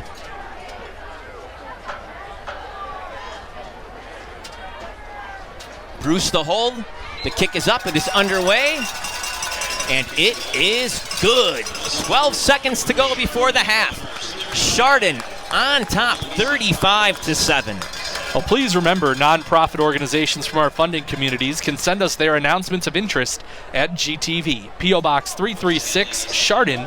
Fax us at 285-9897 or email us at geogatv@windstream.net. Here's something to ponder, my friend. 12 seconds left to go. If you're South, I mean, you have the athletes. Do you try to do some trickeration here? Or do you just simply take the knee and go into half and figure out what you're going to do to stop this Chardon offense. You know, it has to be a frustrating night for the Rebels because you talk about those athletes, and you've had big plays in the first half. You've only got one touchdown to show for it, and you're down 35-7, but you can't afford another turnover if you're the Rebels. You've turned the ball over twice. I don't think you want to make this situation any harder for yourself than it already is, so I'd imagine they'll end up taking a knee and heading into the locker room down by 4 scores. Topper's going to squib it. Not a bad move. Around the right side and pushed out of bounds. Shy of the 30-yard line was MacArthur. We've seen him on a couple returns so far. So South, time for essentially a play, and that's it. Yeah, probably. I mean, you might take the knee. What you see more often is teams go to a safe run. You'll run something inside with Singleton, see if he can find some space to operate with. And if you get lucky and he gets a big hole and he goes all the way into the end zone, then it's a win for you. But now they are lined up in that proverbial victory formation, if you will, although it's really the kneel formation. Didn't even want to risk the opportunity of a fumble there. Well, the Hilltoppers play about as solid of a first half as you can. They head into the locker room up 35-7. Folks, we invite you to stick around because we will have the marching band, and then after that we have a special event for you here because there's going to be a Hall of Fame induction. The Alumni Association's making their Hall of Fame induction after the band's here at halftime, so stick around. All that to come here on GTV. The Chardon Hilltopper Gridiron Club, in association with GTV, proudly presents Chardon Hilltopper Varsity Football.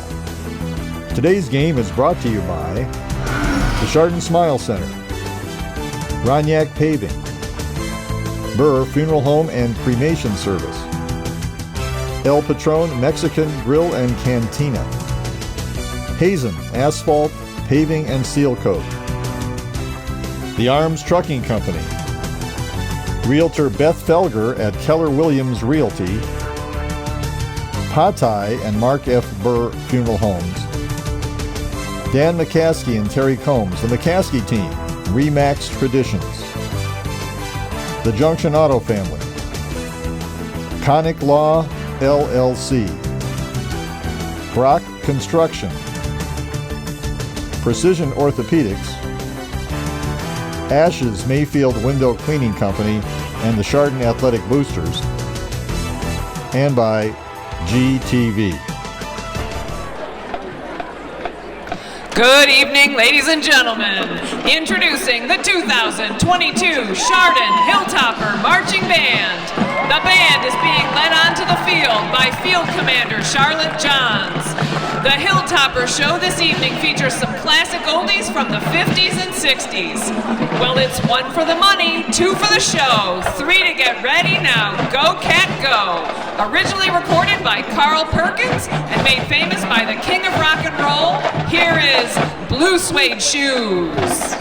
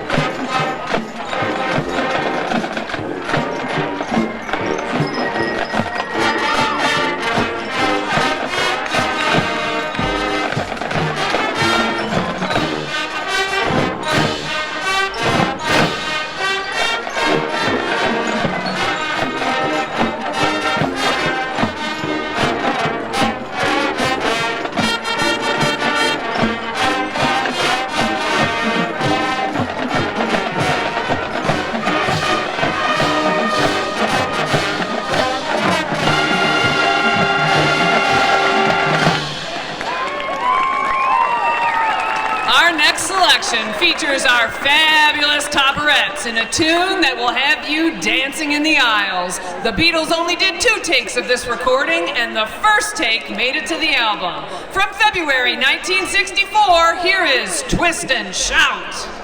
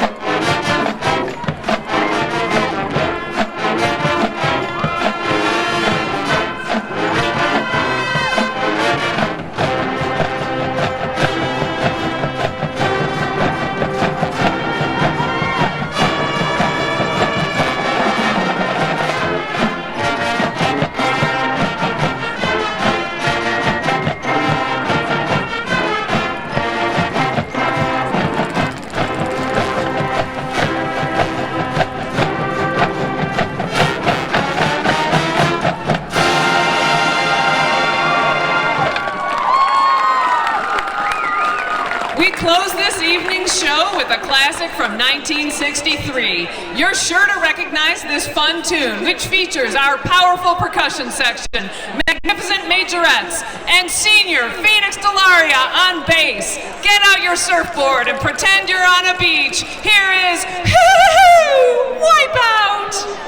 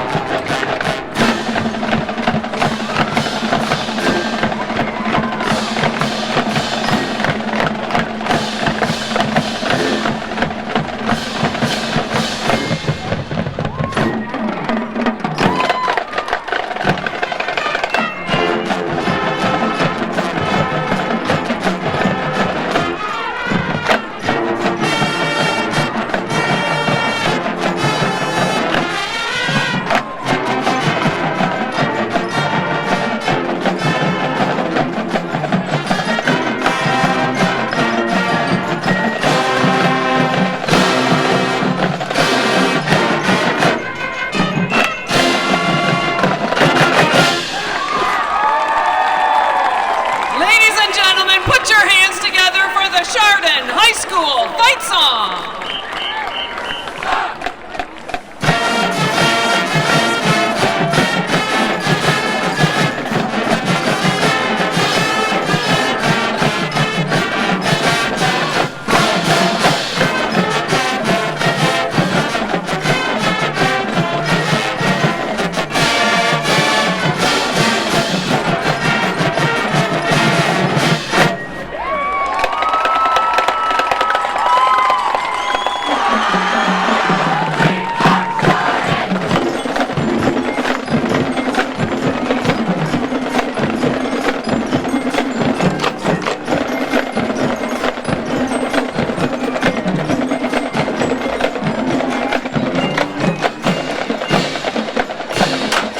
The Chardon Hilltopper Gridiron Club, in association with GTV, proudly presents Chardon Hilltopper Varsity Football.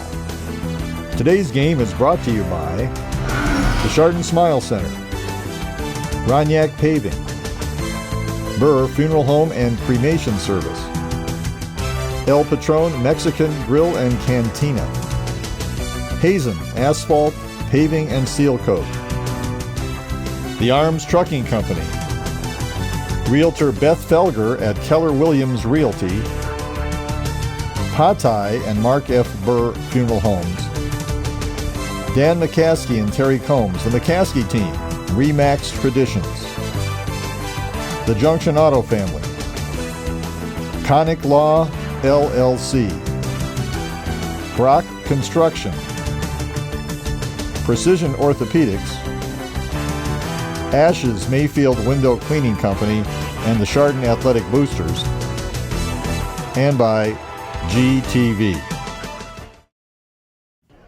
The Chardon High School Alumni Association is pleased to induct Chaplain Leslie Piney into the Alumni Hall of Fame. Les graduated from Chardon in 1963 and from Mount Union College in 1967 with a degree in psychology. He then entered the ministry after attending the Methodist Theological School of Ohio.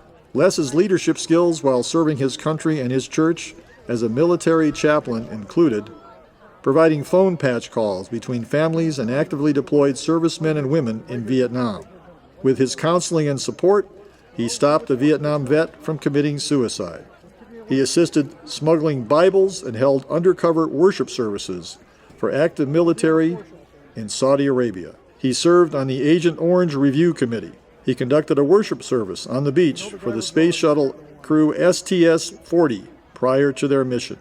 Les's community leadership included various roles in the American Legion, Kiwanis Club, Rotary Club, the Ohio Military Museum, chaplain for the Sam Center for Supporting Veterans and Their Families, and chaplain to the Maps Museum. He was inducted into the Ohio Veterans Hall of Fame in 2010. Representing Les, who unfortunately passed away this year, are members of his family, including his wife, Burl, son Mark, and sister Karen Kaniram with her husband Rich. Tonight we honor and welcome Chaplain Leslie Piney to the Chardon High School Alumni Hall of Fame.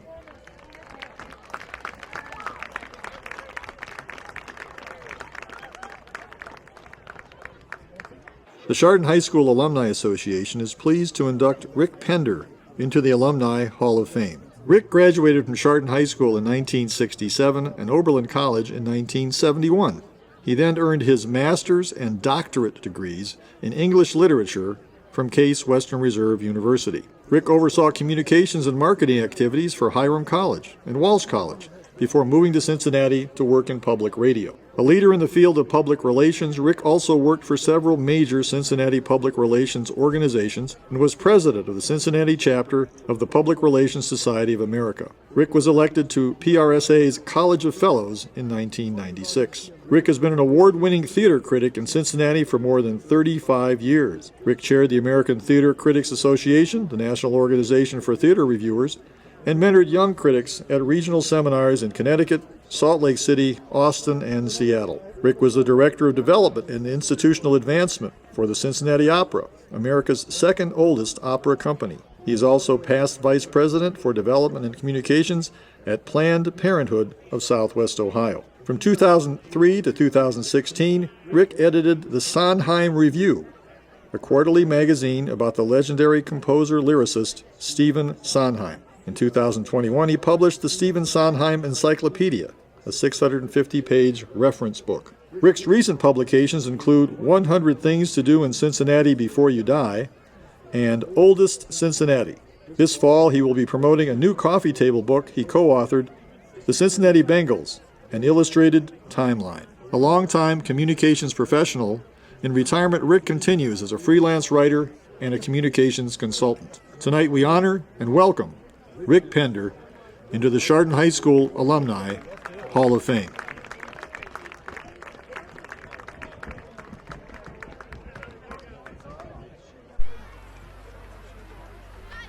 The Chardon High School Alumni Association is pleased to induct Will Rush into the Alumni Hall of Fame. Is a proud member of the class of 1984. Will Rush is a proud member of the class of 1984. Born and raised in Chardon, Will is the third of four generations to graduate from Chardon. Will was active in music and theater, including concert choir, lab chorale, and Free Harmony. He accredits his success at CHS to Madeline Horvath, Chris Black, and Bob Family, who didn't give up. After getting his culinary degree, Will went on to be a successful chef for 35 years. He also became a firefighter, EMT, canine search and rescue, canine handler.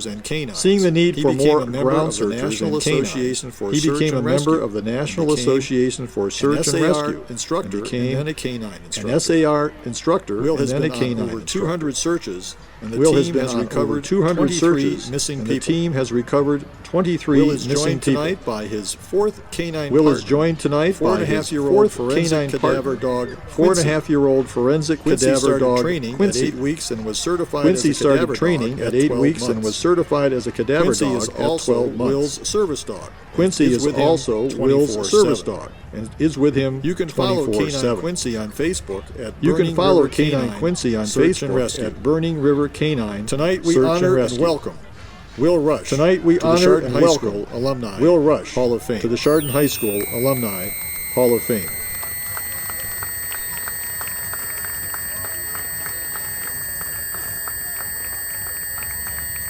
The Chardon High School Alumni Association is pleased to induct The Chardon High Dr. School Larry Alumni Sangrick Association is pleased into to the Alumni induct Hall Dr. of Larry Fame. Sangrick Larry attended into the Hamden Alumni Elementary, Hall of Fame. the brand new Chardon Larry Middle attended School, Hamden Elementary, graduated as the brand new salutatorian Chardon Middle of the School, and centennial graduated class of as Chardon High School, salutatorian the of class the of centennial class of 1973. Chardon High School, the class While of growing up, Larry 1973. enjoyed baseball and playing the While trombone. growing up, Larry enjoyed He was the baseball Chardon and High playing the School drum trombone. major for 2 years. He was the Chardon High School drum major Larry for received 2 his years. dental degree from the Ohio State University Larry in received his dental degree 1979 from the and Ohio returned to State Chardon University in to establish his 1979 and dental returned to practice. Chardon to establish In his dental practice. 1984, he married Wendy Tompkins. In They 1984, raised he two married children, Wendy Don Tompkins. and Amber, both They raised 2 CHS children, graduates. Don and Amber, both Larry has CHS served as graduates. president of the Northeastern Ohio Larry has Dental served as Society president and of the remains a Northeastern delegate Ohio to the Dental Ohio Society Dental and remains a Association. delegate to the Ohio Dental Larry Association. has lectured at virtually all the nation's Larry major has dental lectured at conventions virtually and all the 5 nation's major US dental conventions schools. and 5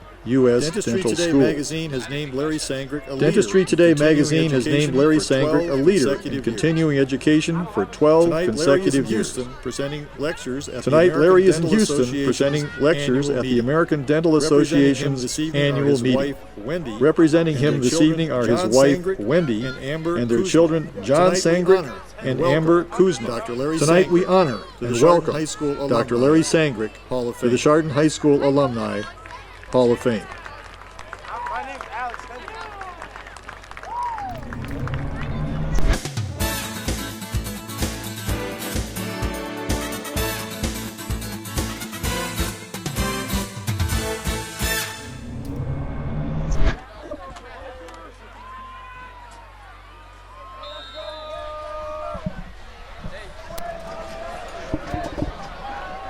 Third quarter action set to resume here from Chardon Memorial. Matt Jaworski, Ryan Radke with you. Toppers will take the kickoff left side 10, 15, 20, 25, 30, 35, and shy of the 40-yard line. Nice return by Caleb Hewitt. Yeah, as they'll get out here. This is what the Hilltoppers wanted, Matt, when they played for that. They wanted the 2-for-1. They wanted to really build up the big lead, get that clock running here in the second half. Did you just say running clock? Because that comes into play at 30 points. We're 2 away. Yeah, that's what they're going for right now here. So if you get into the end zone, it's 42-7, and the clock is running. Matt Jaworski, Ryan Radke with you here, week 9 of high school football. The Hilltoppers going to pitch it out left side. It's Faye. Not much going there. Rebels snuffing that one out from the get-go. Able to get there and stop Faye, but still the fullback dive has been working well for Chardon tonight. Well, you look at what the Hilltoppers have done from an offensive standpoint, and it has been some good running. That we've seen the jet work really well tonight. We've seen them be able to pound the ball up the middle. And that time right there, Vuyaklia trying to make a cut near side. Will pick up a yard, maybe 2 on second down. Now a late flag coming out. I'll wait and see who that goes against, as the Rebels doing a nice job on their first couple of plays from scrimmage here in the second half of really getting penetration.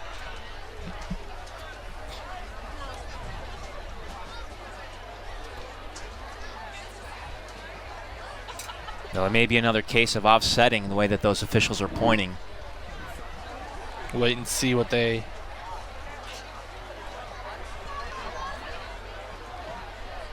So it's holding against the Hilltoppers.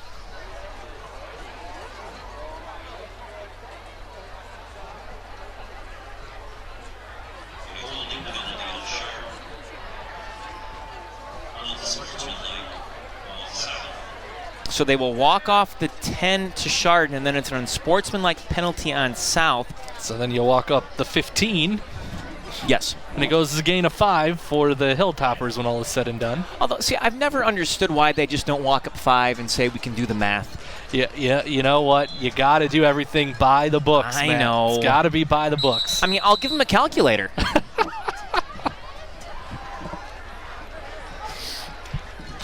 So 2nd and 5 for the Hilltoppers from the 43. Henry feeling some pressure, trying to escape it. What a job, Henry, busting up the middle, 45, fumbles the football. South looks like they have recovered at the Hilltopper, or at the South 45, I beg your pardon. Alex Henry had it poked away from behind him. Yeah, Henry does a great job to get out of the backfield. He's fighting for that first down marker, and someone comes up from behind and knocks it out. It goes as the 2nd lost fumble for Alex Henry tonight, accounting for both Hilltopper turnovers. And Chardon doesn't quite get what they wanted, that touchdown to start the second half and get the clock running, and they don't get there. They turn the ball over, and it's a chance for the Rebels to see if they can get down the field and score a touchdown and kind of avoid getting that clock running, and see if they can keep this game going a little bit and try to climb themselves back into it. Well, Alex Henry's going to have to start figuring out a way to hold on to that football. We're seeing it far too often from him. Singleton running room 40 to the 30, makes a cut 25-20, spins around 15. Bruce helped bring him down. Boy, a huge run by South, and that has changed the momentum of this one. Well, it's a huge swing in the game. You go from that fumble, Hilltoppers are driving, you fumble the football, you turn it over, you get a big run, but as I mentioned, the big play has been there for the Rebels tonight, and they get another one. South 1st and 10 from the 16. They fake it, ball's batted down, incomplete. Nice work at the line of scrimmage there, again, doing a good job to read Quinlan's eyes. You know, the Rebels are running all these quick plays, so you have an idea is going to be getting rid of the football quickly. Gives you an advantage if you're a defender to maybe get up there and bat passes down. Rebels will send 3 receivers out left, 1 to the right. Singleton in the backfield for Quinlan, dropping back to pass, quick throw. Over the right side, into the end zone, and touchdown. That time it's Tyrone Singleton, the running back, who made the catch. Yeah, Singleton got past the defense there. He comes out of the backfield and is just kind of standing there open at the 7-yard line. He makes the catch. He's into the end zone for a touchdown. So, you know, it's still 35-13. It's still a big lead for the Hilltoppers, but for Chardon, there's got to be some disappointment as the start of the second half wasn't executed exactly the way that they drew it up. No.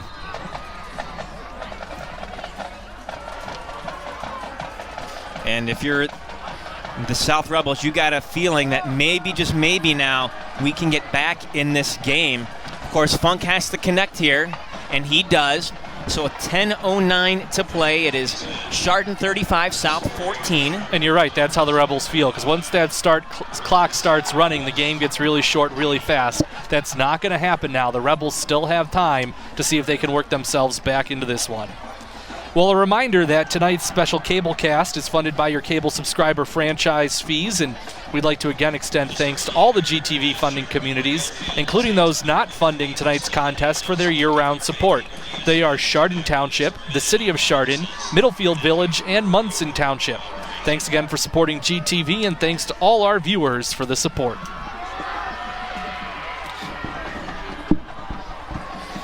Well, you look at the Chardon Crazies right there. They're wearing their pink tonight.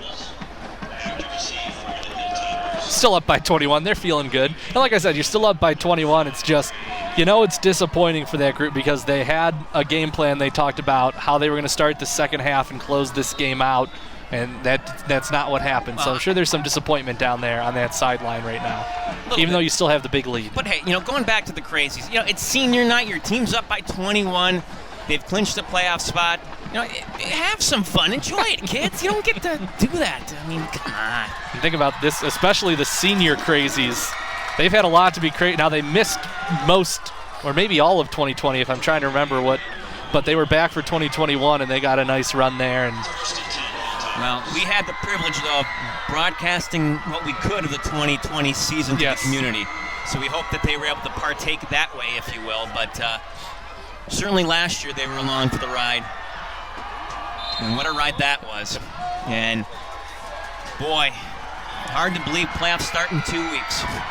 We're already there, and yeah, it comes with the extra week. It comes quick. It's not even going to be Halloween, and we're going to have playoff football in 2 weeks. How do you feel about Akron East? Because that's right now who they would face. Yeah, we'll wait and see how things settle in, but that would be a fun rematch from a year ago. Akron East, they had some athletes a year ago, and that was a young team a year ago, so it'd be interesting to see them come back up here again. Now, they could theoretically jump Villa Angela St. Joseph. That Jeff Rotsky team has played a very, very weak schedule. Yeah, I was going to say, you look at VASJ, the numbers are impressive, but then you start to land, they have not been tested like the Hilltoppers have. So you end up with VASJ, you're probably feeling pretty confident about the matchup. Jet to the right side, Hewitt and Caleb Hewitt. He had Fetchick in front of him, but two defenders he could not get away from, including Noah Miller and Quinlan, the QB, who playing a little bit of defense right now. Still, you pick up some solid yardage here. You get yourself a gain of 8, and you're at 2nd down and 2, so you'll take that. And again, the Hilltoppers are at number 1 right now. But you look at how many points the Hilltoppers have left. Canfield will probably jump them. They fake the handoff, and Henry going to fall forward across the 49 near the 50. Although, the big thing, Canfield, if they do jump, it all depends if they win next week against Boardman. Yeah, and that's the key there. And that's a tough matchup for them. What you really hope happens is you look at Chardon and Canfield and you think, here you go again, probably the 2 best teams in this region. So you want to keep them on the separate side. You want to run into them the last week of the regionals. I can make an argument, though, as handoff going nowhere right side with Hewitt, that while you may say Canfield, the team that I'm concerned about is Youngstown Cheney. They've had a good year. They really have. Ursuline's not too shabby either. Ursuline is always a scary team. Look, Division III, Region 9 is not an easy region. No, it is one of the toughest regions in high school football to get out of. It's certainly not, and we see it every year. The team that comes out of that gauntlet, and we've seen the past 2 years with Chardon, they get into the state semis against the winner of Region 10, and it's a no contest just because of the competition you've had to fight through to get there. Bruce left side. Bruce trying to get it. He does 40. Bruce to the 30. Down to the 20. And Bruce pushed out of bounds near the 15-yard line. A huge run on the jet sweep left side. And good blocking again. Bruce got behind his blockers, ran behind a block, ends up eventually behind his tight end down there, Brock, and just keeps on running. And it's a nice big gain, and it sets up 1st and 10 in scoring area here for the Hilltoppers. Well, you just talk about something that we haven't really talked about much lately. But it's when a running back gets away from his blockers, you start to play a game there. But if you just trust your blockers, you go with them, and assuming they can also keep up with you, good things can happen. And the blocking has been really good tonight for the Hilltoppers. Henry kept it himself, gained a yard, maybe 2 up the middle. Rebels got some nice penetration that time.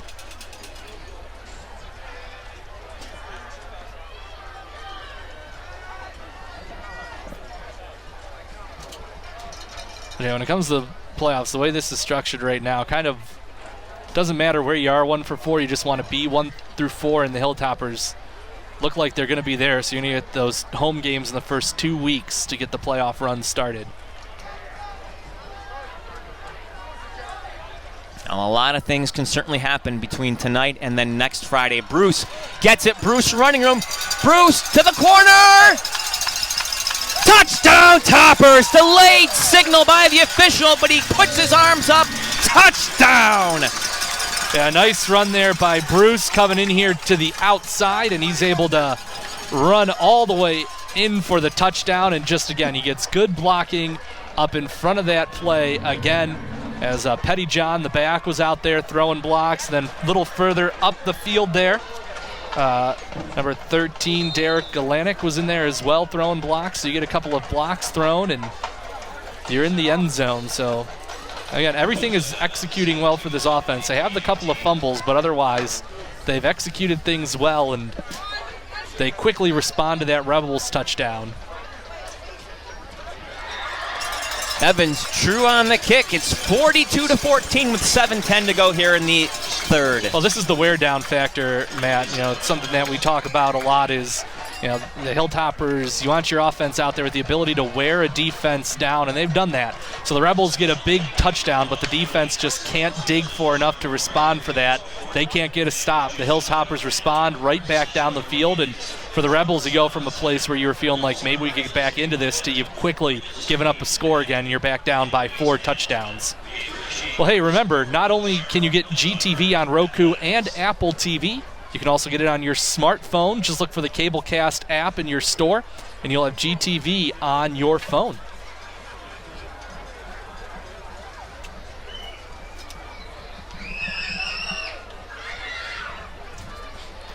Well, Chardon now back to that position where they just need 2 points. You can get the running clock up 42-14.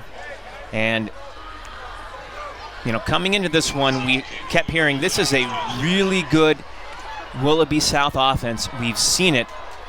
Chardon has kept them in check for the most part, but they've also allowed well over 200 yards at this point of the night.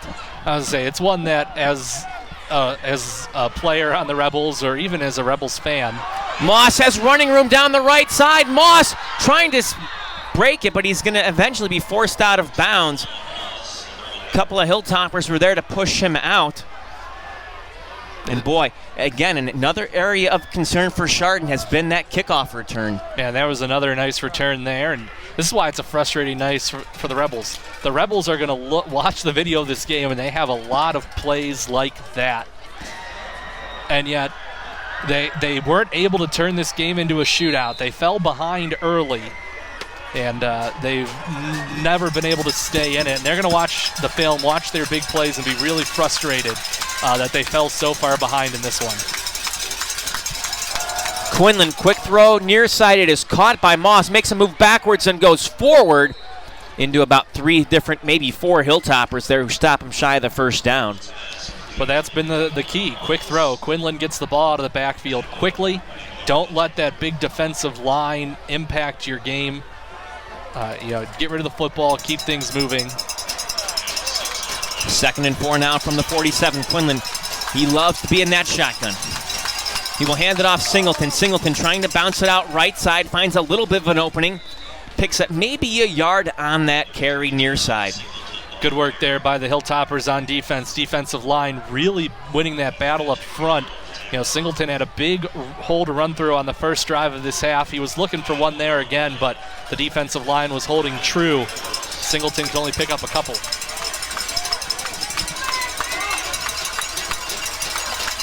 Singleton going to clap his hands. 3-step drop, quick throw, right side. It's caught, first down, out to the 20, the 10, and into the end zone. Touchdown, Rebels.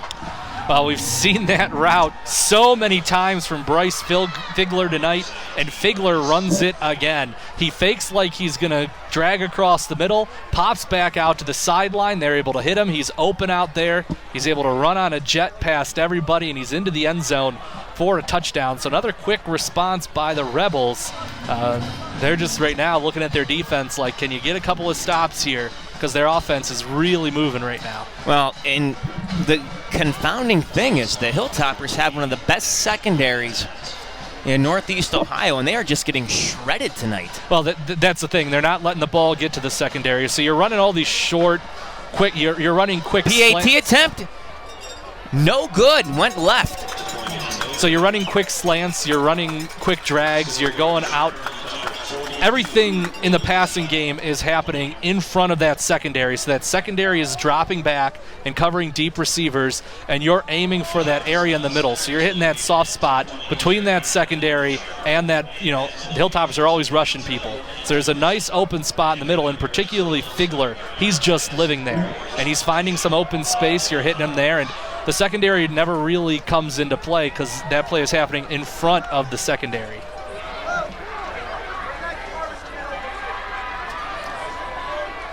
Now a 22-point lead for Chardon.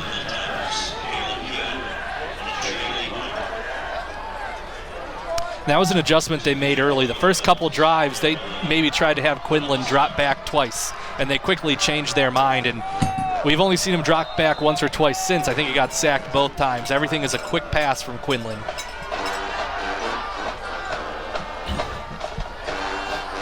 Funk gonna bounce this one, picked up around the 30 and up to the 35. That's where the Toppers will start. So the Chardon offense coming back out on the field here with 5:47 to play in the third quarter. Well, they went with the squib kick there, try to keep it out of playmakers' hands, and who knows, maybe you get it to hit one of those up men and you have an opportunity to recover one. So the Rebels try something there. Well, the Chardon offense back on the field, and they would love to run some time off this clock here with 5:47 going. Caleb gets it left side across the 40, out near the 43, shy of the first down, and now a late flag. Ran the screen for Hewitt, and it was a good play. Picked up 6 yards, but we'll wait and see, and I think this might be marked off against the Rebels again, or I checked that, the Hilltoppers again, I should say, and we'll see, but Chardon has had a few of these go against them here tonight.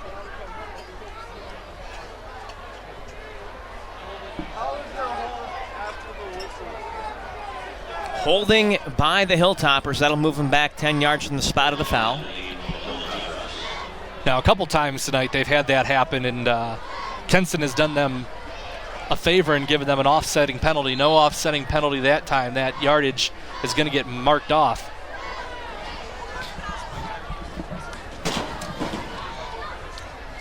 So south, I should say. I think I said Kenston, south.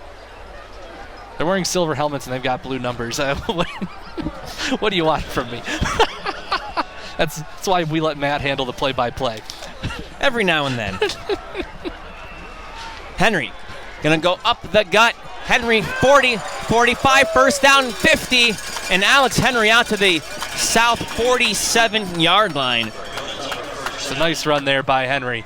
He got a nice hole to run through, and I don't think Alex Henry believes in getting stopped for less than a first down. He does, but he's always fighting so hard for that first down yard marker. Well, Henry came into this game averaging about 4.7 yards per carry, and he has blown that one up tonight. Yeah, he's well above that so far in this one. From the 48, first down and 10 Hilltoppers.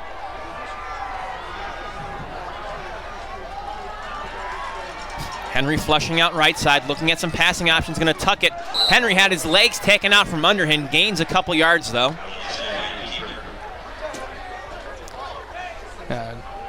Positive play there on first down. You pick up a couple. That was a nice hit in there by Gabe Hanslick, the junior. Defensive back in there on that stop. Still a gain of 3, so it's a good first down run.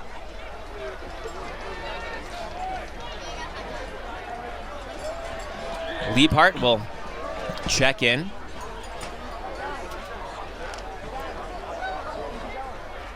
Will line up as the split end left side. 2nd and 7, Chardon. It's Bruce with the give left side. Bruce cutting the corner, first down, 30. Bruce to the 20. Bruce to the 10. Bruce to the end zone. No, yes, touchdown. The officials were looking at one another, questioning if he stepped out of bounds, and they eventually decide touchdown. Well, he gets some good blocking at the line of scrimmage. He turns that edge, and then he just gets behind his blockers. He had Fetchick and Brock in front of him like bulldozers, clearing the way down that sideline, and he stayed right behind them all the way as those two cleared the path. And the Hilltoppers respond quickly into the end zone with the touchdown, and this game is turning into a second half back and forth here. Well, indeed it is. This is the shootout that South was hoping for. The problem is they're on the losing end of it. Yeah, the problem for the Rebels is before it started, they fell behind by 3 touchdowns. Toppers going for 2. And Bruce into the end zone, puts 2 more on the board, and that's your 30 points. They're ready for the running clock, Matt. They want to start burning some of the time off this clock, so they go for 2 to get to the running clock, and it's 50-20. I had to do a double check there. Yeah, at first I'm doing the math, like you're going for 2, they just missed, or you're just trying to get the clock running. That's it, and that's where you're at. Toppers have reached the 400-plus yard mark. They're at 423 right now to 257 for South. And remember, the Hilltoppers got off to a nice start. They were already around 150, and South was still at -3. So there you can see how the Rebels have done their best to turn this game into a shootout. As we mentioned, it just happened too late. You get a feeling that's probably the Rebels felt like their best shot was to turn this into a back-and-forth game. Problem is they just cannot stop the Hilltopper run. No, and they get Chardon pinned back into some 3rd and longs, and the Hilltoppers they've gone to the jet. And A.J. Bruce has had now I don't see any individual rushing statistics, but Bruce, it seems, anytime they need a big play, they have gone to the young man tonight. Well, there it is. 6 carries, 135 yards. Yeah, and then look at that, 15-132 for Alex Henry, the number 2 rushers. That's a pretty good 1-2 punch tonight, and the blocking is so much a part of that. The blocking has just been really good tonight. And it's great to see from this Hilltopper group, as you can see those signs of them, getting more physical as we get closer to the playoffs here. Evans puts that in the end zone for the touchback. And when they let him kick those into the end zone, the opponent going to be having to go 80 yards to score.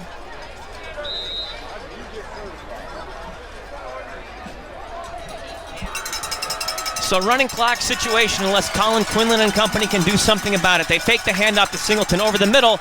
Ball is caught, and then Bruce with the stop short of the first down out near the 28. Yeah, they were looking for Terrian Singleton there. He makes the nice catch, but Bruce is right on him. Again, though, that's a quick slant. It picks up 7 yards.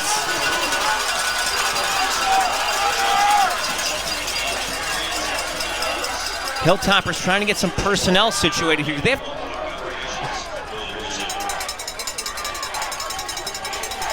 They do have 11.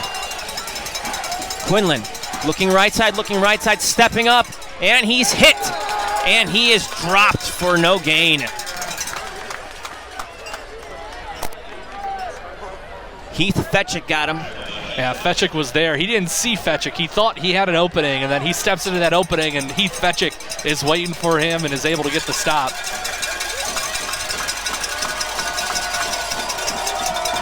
On 3rd down, Singleton gets the carry out near the 31st down. And you look at Heath Fetchick, going back to that last tackle, he entered tonight leading the team 72 total tackles, 48 solo, 1 sack, 10 tackles for losses. What a line that is. Singleton again, the carry. Singleton, nice run, about 6 yards on that play before he's brought down. Yeah, Singleton able to run between a couple of linemen there. There have been some nice holes open between the tackles for Singleton tonight. His offensive line doing a nice job to open things up for him. Quinlan now feeling the pressure, steps up, throws it toward the right sideline and throws it out of bounds. He felt the pressure coming from Fetchick. Yeah, you're in hurry-up mode here to get the ball down the field, because if you're the clock is running right now. So if you're the Rebels, the game is running out of you, and you want to score as quickly as possible. So he makes a quick decision going toward Moss, but without that out-of-bounds throw stopping the clock. The shoulder shrug doesn't play well in audio, but I was just shrugging my shoulder. Quinlan looking to throw, stepping up in the pocket, avoids 1 sack. He can't avoid that. Too many black jerseys around him, and they get him down. Hilltoppers just kept coming, and man, it just looks like it's so often for the Hilltopper defense. Just looks like everyone's in there. Who's in there making the tackle? Everyone's back there. They got nice penetration. They got in the backfield. They broke the play up.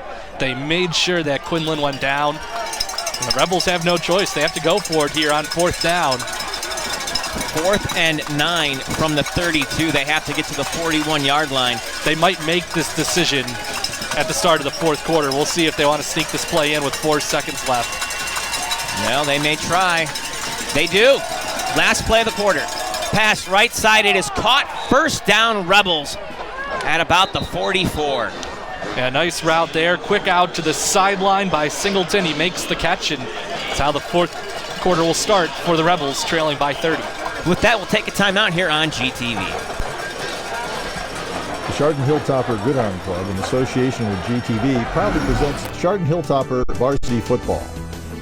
Today's game is brought to you by the Chardon Smile Center, Roniak Paving, Burr Funeral Home and Cremation Service, El Patron Mexican Grill and Cantina, Hazen Asphalt, Paving and Seal Coat, The Arms Trucking Company, Realtor Beth Felger at Keller Williams Realty, Patai and Mark F. Burr Funeral Homes, Dan McCaskey and Terry Combs, the McCaskey Team, Remax Traditions, the Junction Auto Family, Conic Law LLC, Brock Construction, Precision Orthopedics, Ash's Mayfield Window Cleaning Company, and the Chardon Athletic Boosters, and by GTV. 4th quarter action here from Chardon Memorial. Matt Jaworski, Ryan Radke with you. Hilltoppers up 50-20. Second consecutive night they have scored 50 points. Ball over the middle. It is incomplete. Was looking for Figler, but threw it just a bit high. Yeah, nice work in coverage by Maruna. Maruna has been all over the place in coverage tonight. He had near interception earlier in the game, but he's had a couple of pass breakups, including that one there. 2nd down and 10 now. Rebels from the 43. They work their way left to right. Handoff Singleton, met by a wall of black, and he's on the ground. It's a Hilltopper football fumble recovery. A.J. Bruce comes up with it. Singleton had too many Hilltoppers around him, and he had nowhere to go. The Hilltoppers really bringing good pressure here. They're really surrounding Singleton here on this drive, and they force the fumble. They get the turnover, and now really a chance to cement this one as they could extend the lead here. They already have the running clock, and an opportunity now to really make sure that clock keeps on running. And you got to wonder, may this be the last time the last drive we see some of these starters here, considering it's 1st and 10 from the 39. Well, it's already not Henry back there. Well, the give this time, I believe that's Alexander Ash, 32. Or wait, was that Faye?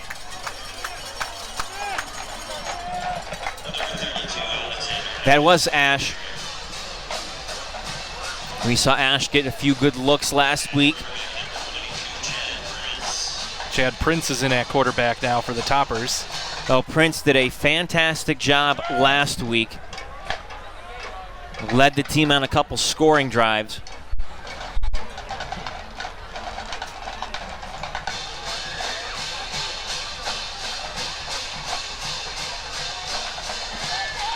And Prince going to keep it that time, going right side up near the 30-yard line, close to that 1st down marker.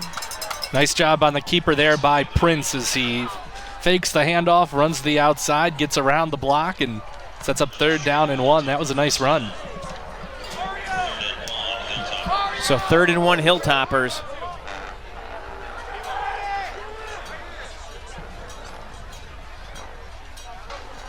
They get back to the line.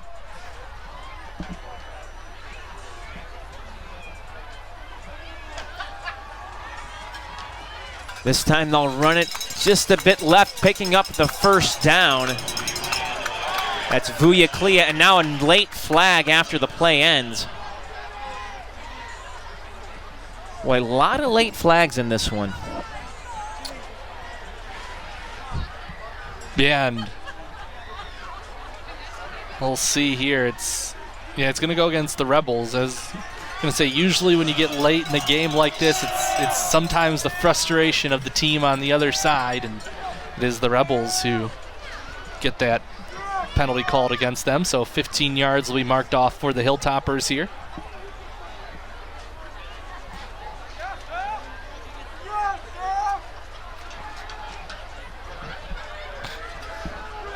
When it's all set and done, Hilltoppers will have a first down inside the 20-yard line. Actually, inside the 15. He spotted on the 13, so 1st and 10 from the 13. Give goes to the man up the middle, which was, boy, tough to see from this angle. It was Ash on the carry, according to Al, our good friend up in the press box doing the PA announcing. 2nd and 7 now from the 10. Prince from the gun will give it left side, 10-5, nearly into the end zone. Boy, what a job by Sam Stollard. Number 42 and Stollard. Yeah, nice strong run by the sophomore Stollard. Listed at 5'6", only 135 pounds, but he was really pushing some guys around there. Hilltoppers now on the brink. It'll be 1st and goal from the 3.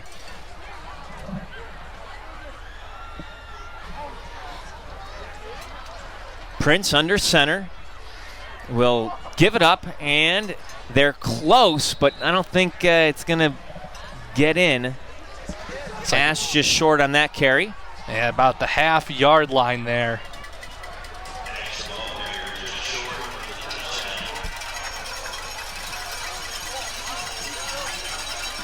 Well, we'll see. It's 2nd and goal from the 1. They may give it to Ash just one more time to punch it in here. You see Dylan Buzagni coming into the game as well. He'll be the split end right side.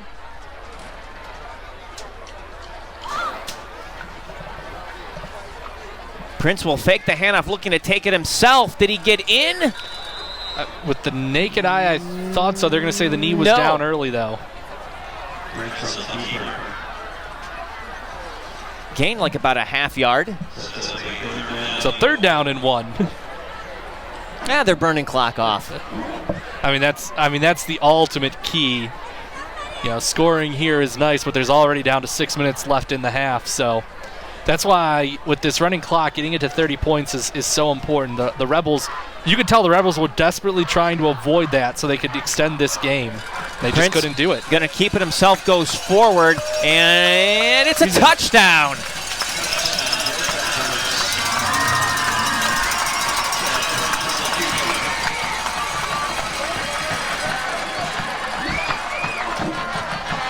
Two weeks in a row now that Hilltopper's second unit has gotten out here and been able to get down the field and score a touchdown. Well, they outscored Madison last week 13-0 in the second half. And right now they're doing it against this Rebel squad 6-0 pending this PAT. Kick is up and no good. That was not Evans, by the way. So it's 56-20 Chardon. And the kicker at that time was, gonna go back to my notes here, Sam Sasarich? Yes. Well, hey, today at halftime, the Alumni Association Hall of Fame inducted their new members for the year. So the new members of the Alumni Association Hall of Fame: Chaplain Les Piney, class of 63, Rick Pender, class of 67, Dr. Larry Sangrick, class of 1973, and Will Rush, class of 1984. Congratulations to the Alumni Association Hall of Fame inductee class of 2022. It really is 2022, isn't it? Yeah. It's crazy to think about. I don't know. It's okay. I've been actually in my real job doing stuff in 2023, so I've had to catch myself from time to time. You're already in 2023, huh? We're that time of year scheduling stuff for next year. The the kickoff is muffed. The return man going to be brought down inside the 10-yard line. And South, boy, that was ugly. It was Connor Brancinelli who could not hang on to it. Then he couldn't find it. Yeah, he just had to go right through his hands, and you're right, by the time he found it, he was looking up at a bunch of toppers. That all the way back about the 12-yard line. And let's see who is coming out on the field for the Rebels to QB. I don't know if it's Quinlan or not at this point. As I'd imagine, they'll start to get that second unit in there as well now, as their effort to stop the clock again failed.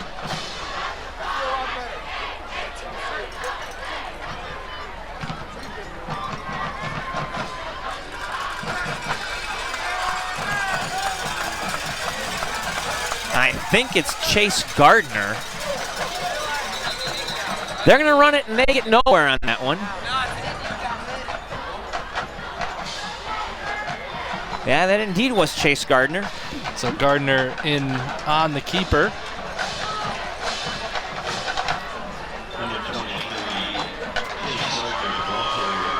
I should say he was the ball carrier's running back. Looks like they might have number 90. Number 90 is listed as a quarterback, freshman. Javin Gilchrist. And I believe that's 90 in there. Javian Gilchrist, you just don't see 90 in there very often at the quarterback position, but I believe, yeah, that's 90 in that quarterback. So Gilchrist gonna hand it off, Gardner, and Gardner gets through one line and then tripped up out near the 13. Clock will run now under 3 to go. And these games just go so quickly once aren't they wonderful? You get to running clocks. So we got so accustomed to them last year, and then this year that meat grinder of a schedule just. Well, no, I tell you what, you could look at it two ways. On a cold night, it gets you out of here quicker, but some of those early season games were really intense. They were a really good time. They were a lot of fun, especially that overtime with First Baptist. Yeah, that was a great game early in the year, and Gilchrist again to Gardner, tries to make a cut on that counter run. No, Hilltoppers will get him back for a loss, and it will be 4th down. So it'll be a quick 3 and out for the second unit of the Rebels here. Although they don't look like they're rushing the...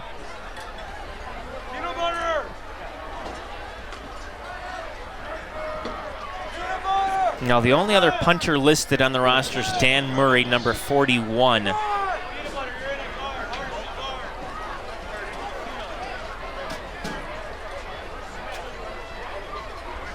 Coach Duffy may just be waiting till it runs down, calls a timeout. Letting the game come to a close here. And he does. We'll get the ball back to the Hilltoppers, and there'll be very little time left on the clock at that point. So the clock will stop with 1:33 to go in this one. South gets themselves situated for this punt, and you look ahead. We will have audio coverage for you next week of the game against North, and it will be the last regular season game of the year for the Hilltoppers. While that contest is going on, I understand we'll have some moving pictures from another game. Yeah, that's right, as we will also be the big rivalry NDCL hosting Lake Catholic next week. We'll have that as well on GTV, so check out geaugatv.org for replay dates and times for everything we've got coming your way next weekend. But that's always a fun matchup when NDCL and Lake Catholic do battle, and two teams that are both kind of having off years this year, but it's always a big fun rivalry game when they meet on the gridiron. Fun rivalry with that East Side Holy War, if you will.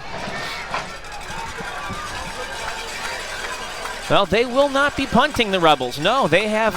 They appear to be going for it here with a minute.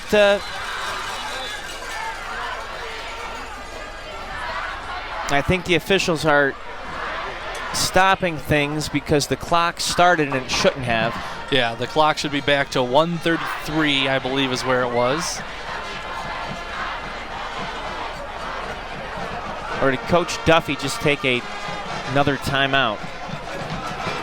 No, he's now out on the field talking to his players.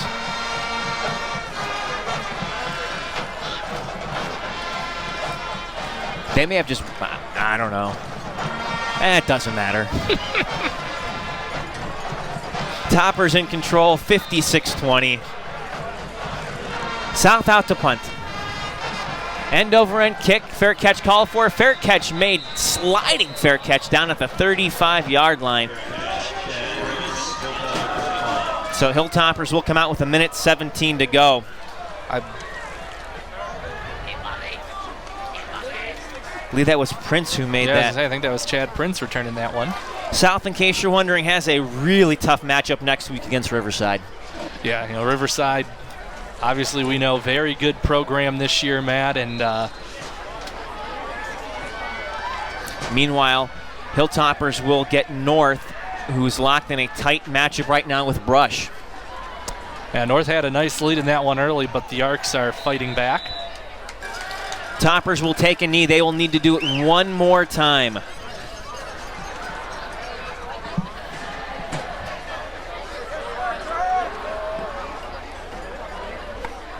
It's a good win for the Hilltoppers tonight, Matt. They got off to a big lead at home early.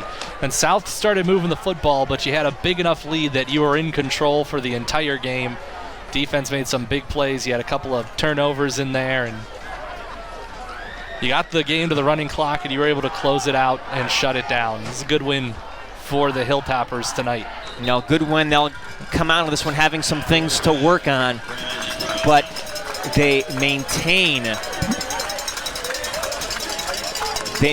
that pace where something was just to happen to Riverside that they could potentially tie for the league crown.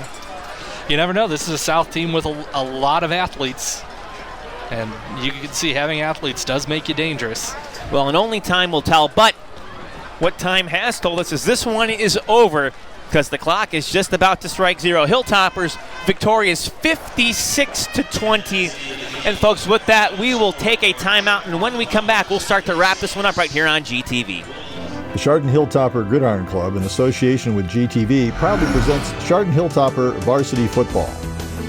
Today's game is brought to you by the Chardon Smile Center, Roniak Paving, Burr Funeral Home and Cremation Service, El Patron Mexican Grill and Cantina, Hazen Asphalt, Paving and Seal Coat, The Arms Trucking Company, Realtor Beth Felger at Keller Williams Realty, Patai and Mark F. Burr Funeral Homes, Dan McCaskey and Terry Combs, the McCaskey Team, Remax Traditions, The Junction Auto Family, Conic Law, LLC, Brock Construction, Precision Orthopedics, Ashes Mayfield Window Cleaning Company and the Chardon Athletic Boosters, and by GTV. Well, what a senior night it was here in Toppertown. Chardon victorious by a score of 56-20. And Ryan, the Hilltoppers that started out with a solid defense and offensive performance. Yeah, and they were able to race out to a big lead early. The defense got 2 3-and-outs to get things started. Offensively, they scored on all 3 of their first drives, and all of a sudden you're up 21-0, and it becomes pretty easy to get to the finish line if you start a game like that. Well, folks, as we have done throughout this season, we're going to pause and we're going to send it down to the field to hear what the coaches have to say to the team post-game. A little bit offensively, I think, and let's not kid ourselves. We're going to see better defenses than that deep in the playoffs, but we got number 1 seed, hung 56 on them. It's a great job. Great job. It's no mistake that we've had really good practices. Yeah, amen. Preach. We've had really good couple weeks of practice. Let's keep doing the same things. Keep going. Guys, defensively, I thought it was a good effort. We got after them. Like a lot of what we were doing was kind of high risk, high reward. There's some things like if we're in a base call, we can't give up a 50-yard play on inside zone. That should never happen. You know, a wheel out of the backfield or we get beaten in cover 0 or whatever. Those things are going to happen from time to time, but we cannot let people run the ball on us. Now, for the most part, very good job, but we got to clean some of that stuff up. Guys, I thought we did what we should have done. I think we're moving in the right direction. I think we're becoming, dare I say, potentially a really good football team at the right time. For the most part, we're healthy. You know what I'm saying? And yet, there's things that we can all improve on, correct? Coaching staff down. So the good news is we have not yet seen our best performance. We're going to save that for the perfect time. Amen. But now more than ever, right? We talked about this on Monday. I'll remember Monday, I think, for a long time. I still got our list, right? And if you look on that list, it's prioritizing weekend decisions, right? Like it's got to be all you think about is like, I think about it all the time, right? Like hoisting the trophy of the year. Picking out rings and doing all this stuff. Like most programs can't talk about this at the end of week 9. Well, we've gotten to that point where that's our conversation. But you got to think it, you got to dream it, you got to believe it, you got to eat and sleep it. It's got to become your habits on the weekends, right? I think about the weight room. I went back and looked at 2016 and the squat numbers of that team. Right after Bedford. It was after a week 11 game, and they were moving iron. You know what I mean? So all those little things. Now JV, you get an opportunity, right? It better be a long JV Sports Center list on Monday. Sir. You got me? Where am I at? Like, dude, right? Like taking the will out of them, right? Their roster next year should be about 10 people less because they don't want it. It's not worth it. Sir. Look around, embrace it. It will be over whether we win or lose before you know it, seniors. It's a great place to be, man. Don't piss it away. Take care of it. I've exceeded my limit for time. Bryant got a vote. Who else? Phil. AJ.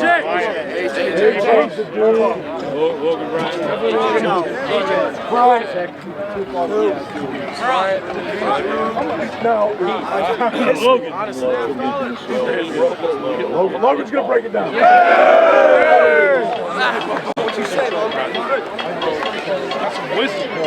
What's the motto of the day? One. We're out. Beat the Rangers on 3. 1, 2, 3. Beat the Rangers. Well, it's going to be something this end of the season here. One game left against South, and then we hit the magic week 11.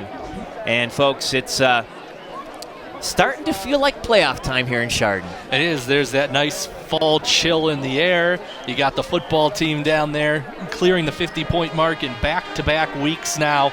And one more game against North, and it's that kind of feeling of excitement. You're like, let's just get through the end of this season. Let's get there, because playoff football, right around 2 weeks from tonight here in Chardon, there will be a playoff game. You look at this one, and I think there were some questions answered that we needed to have answered. Number one, we saw this team play more violent, which is what Coach Mitch Hewitt has wanted to see from his team. Number two, a lot better blocking tonight than we have seen, especially from early on in the season. Yeah, and the whole point of this season was that particularly the young offensive players needed to grow every week. And I think you're seeing the results of that. The blocking was really good, really crisp tonight. You had guys in the right spots. They're in your assignments. You've got backs and receivers running behind their blocks, using the blocks well. The offense looked like a really well-oiled machine tonight. With the win, the Hilltoppers improved to 7-1 and 4-1 overall. South now drops to 4-5 overall and 2-3 in conference play. Want to thank Spencer and our director, Brian Foster, also Brett for keeping us up and on the air, and also to executive producer Dave Jevnikar, and also to my partner as well, Ryan Radke. I am Matt Jaworski on behalf of all the rest. We'll be bringing you audio coverage next week of Hilltopper football.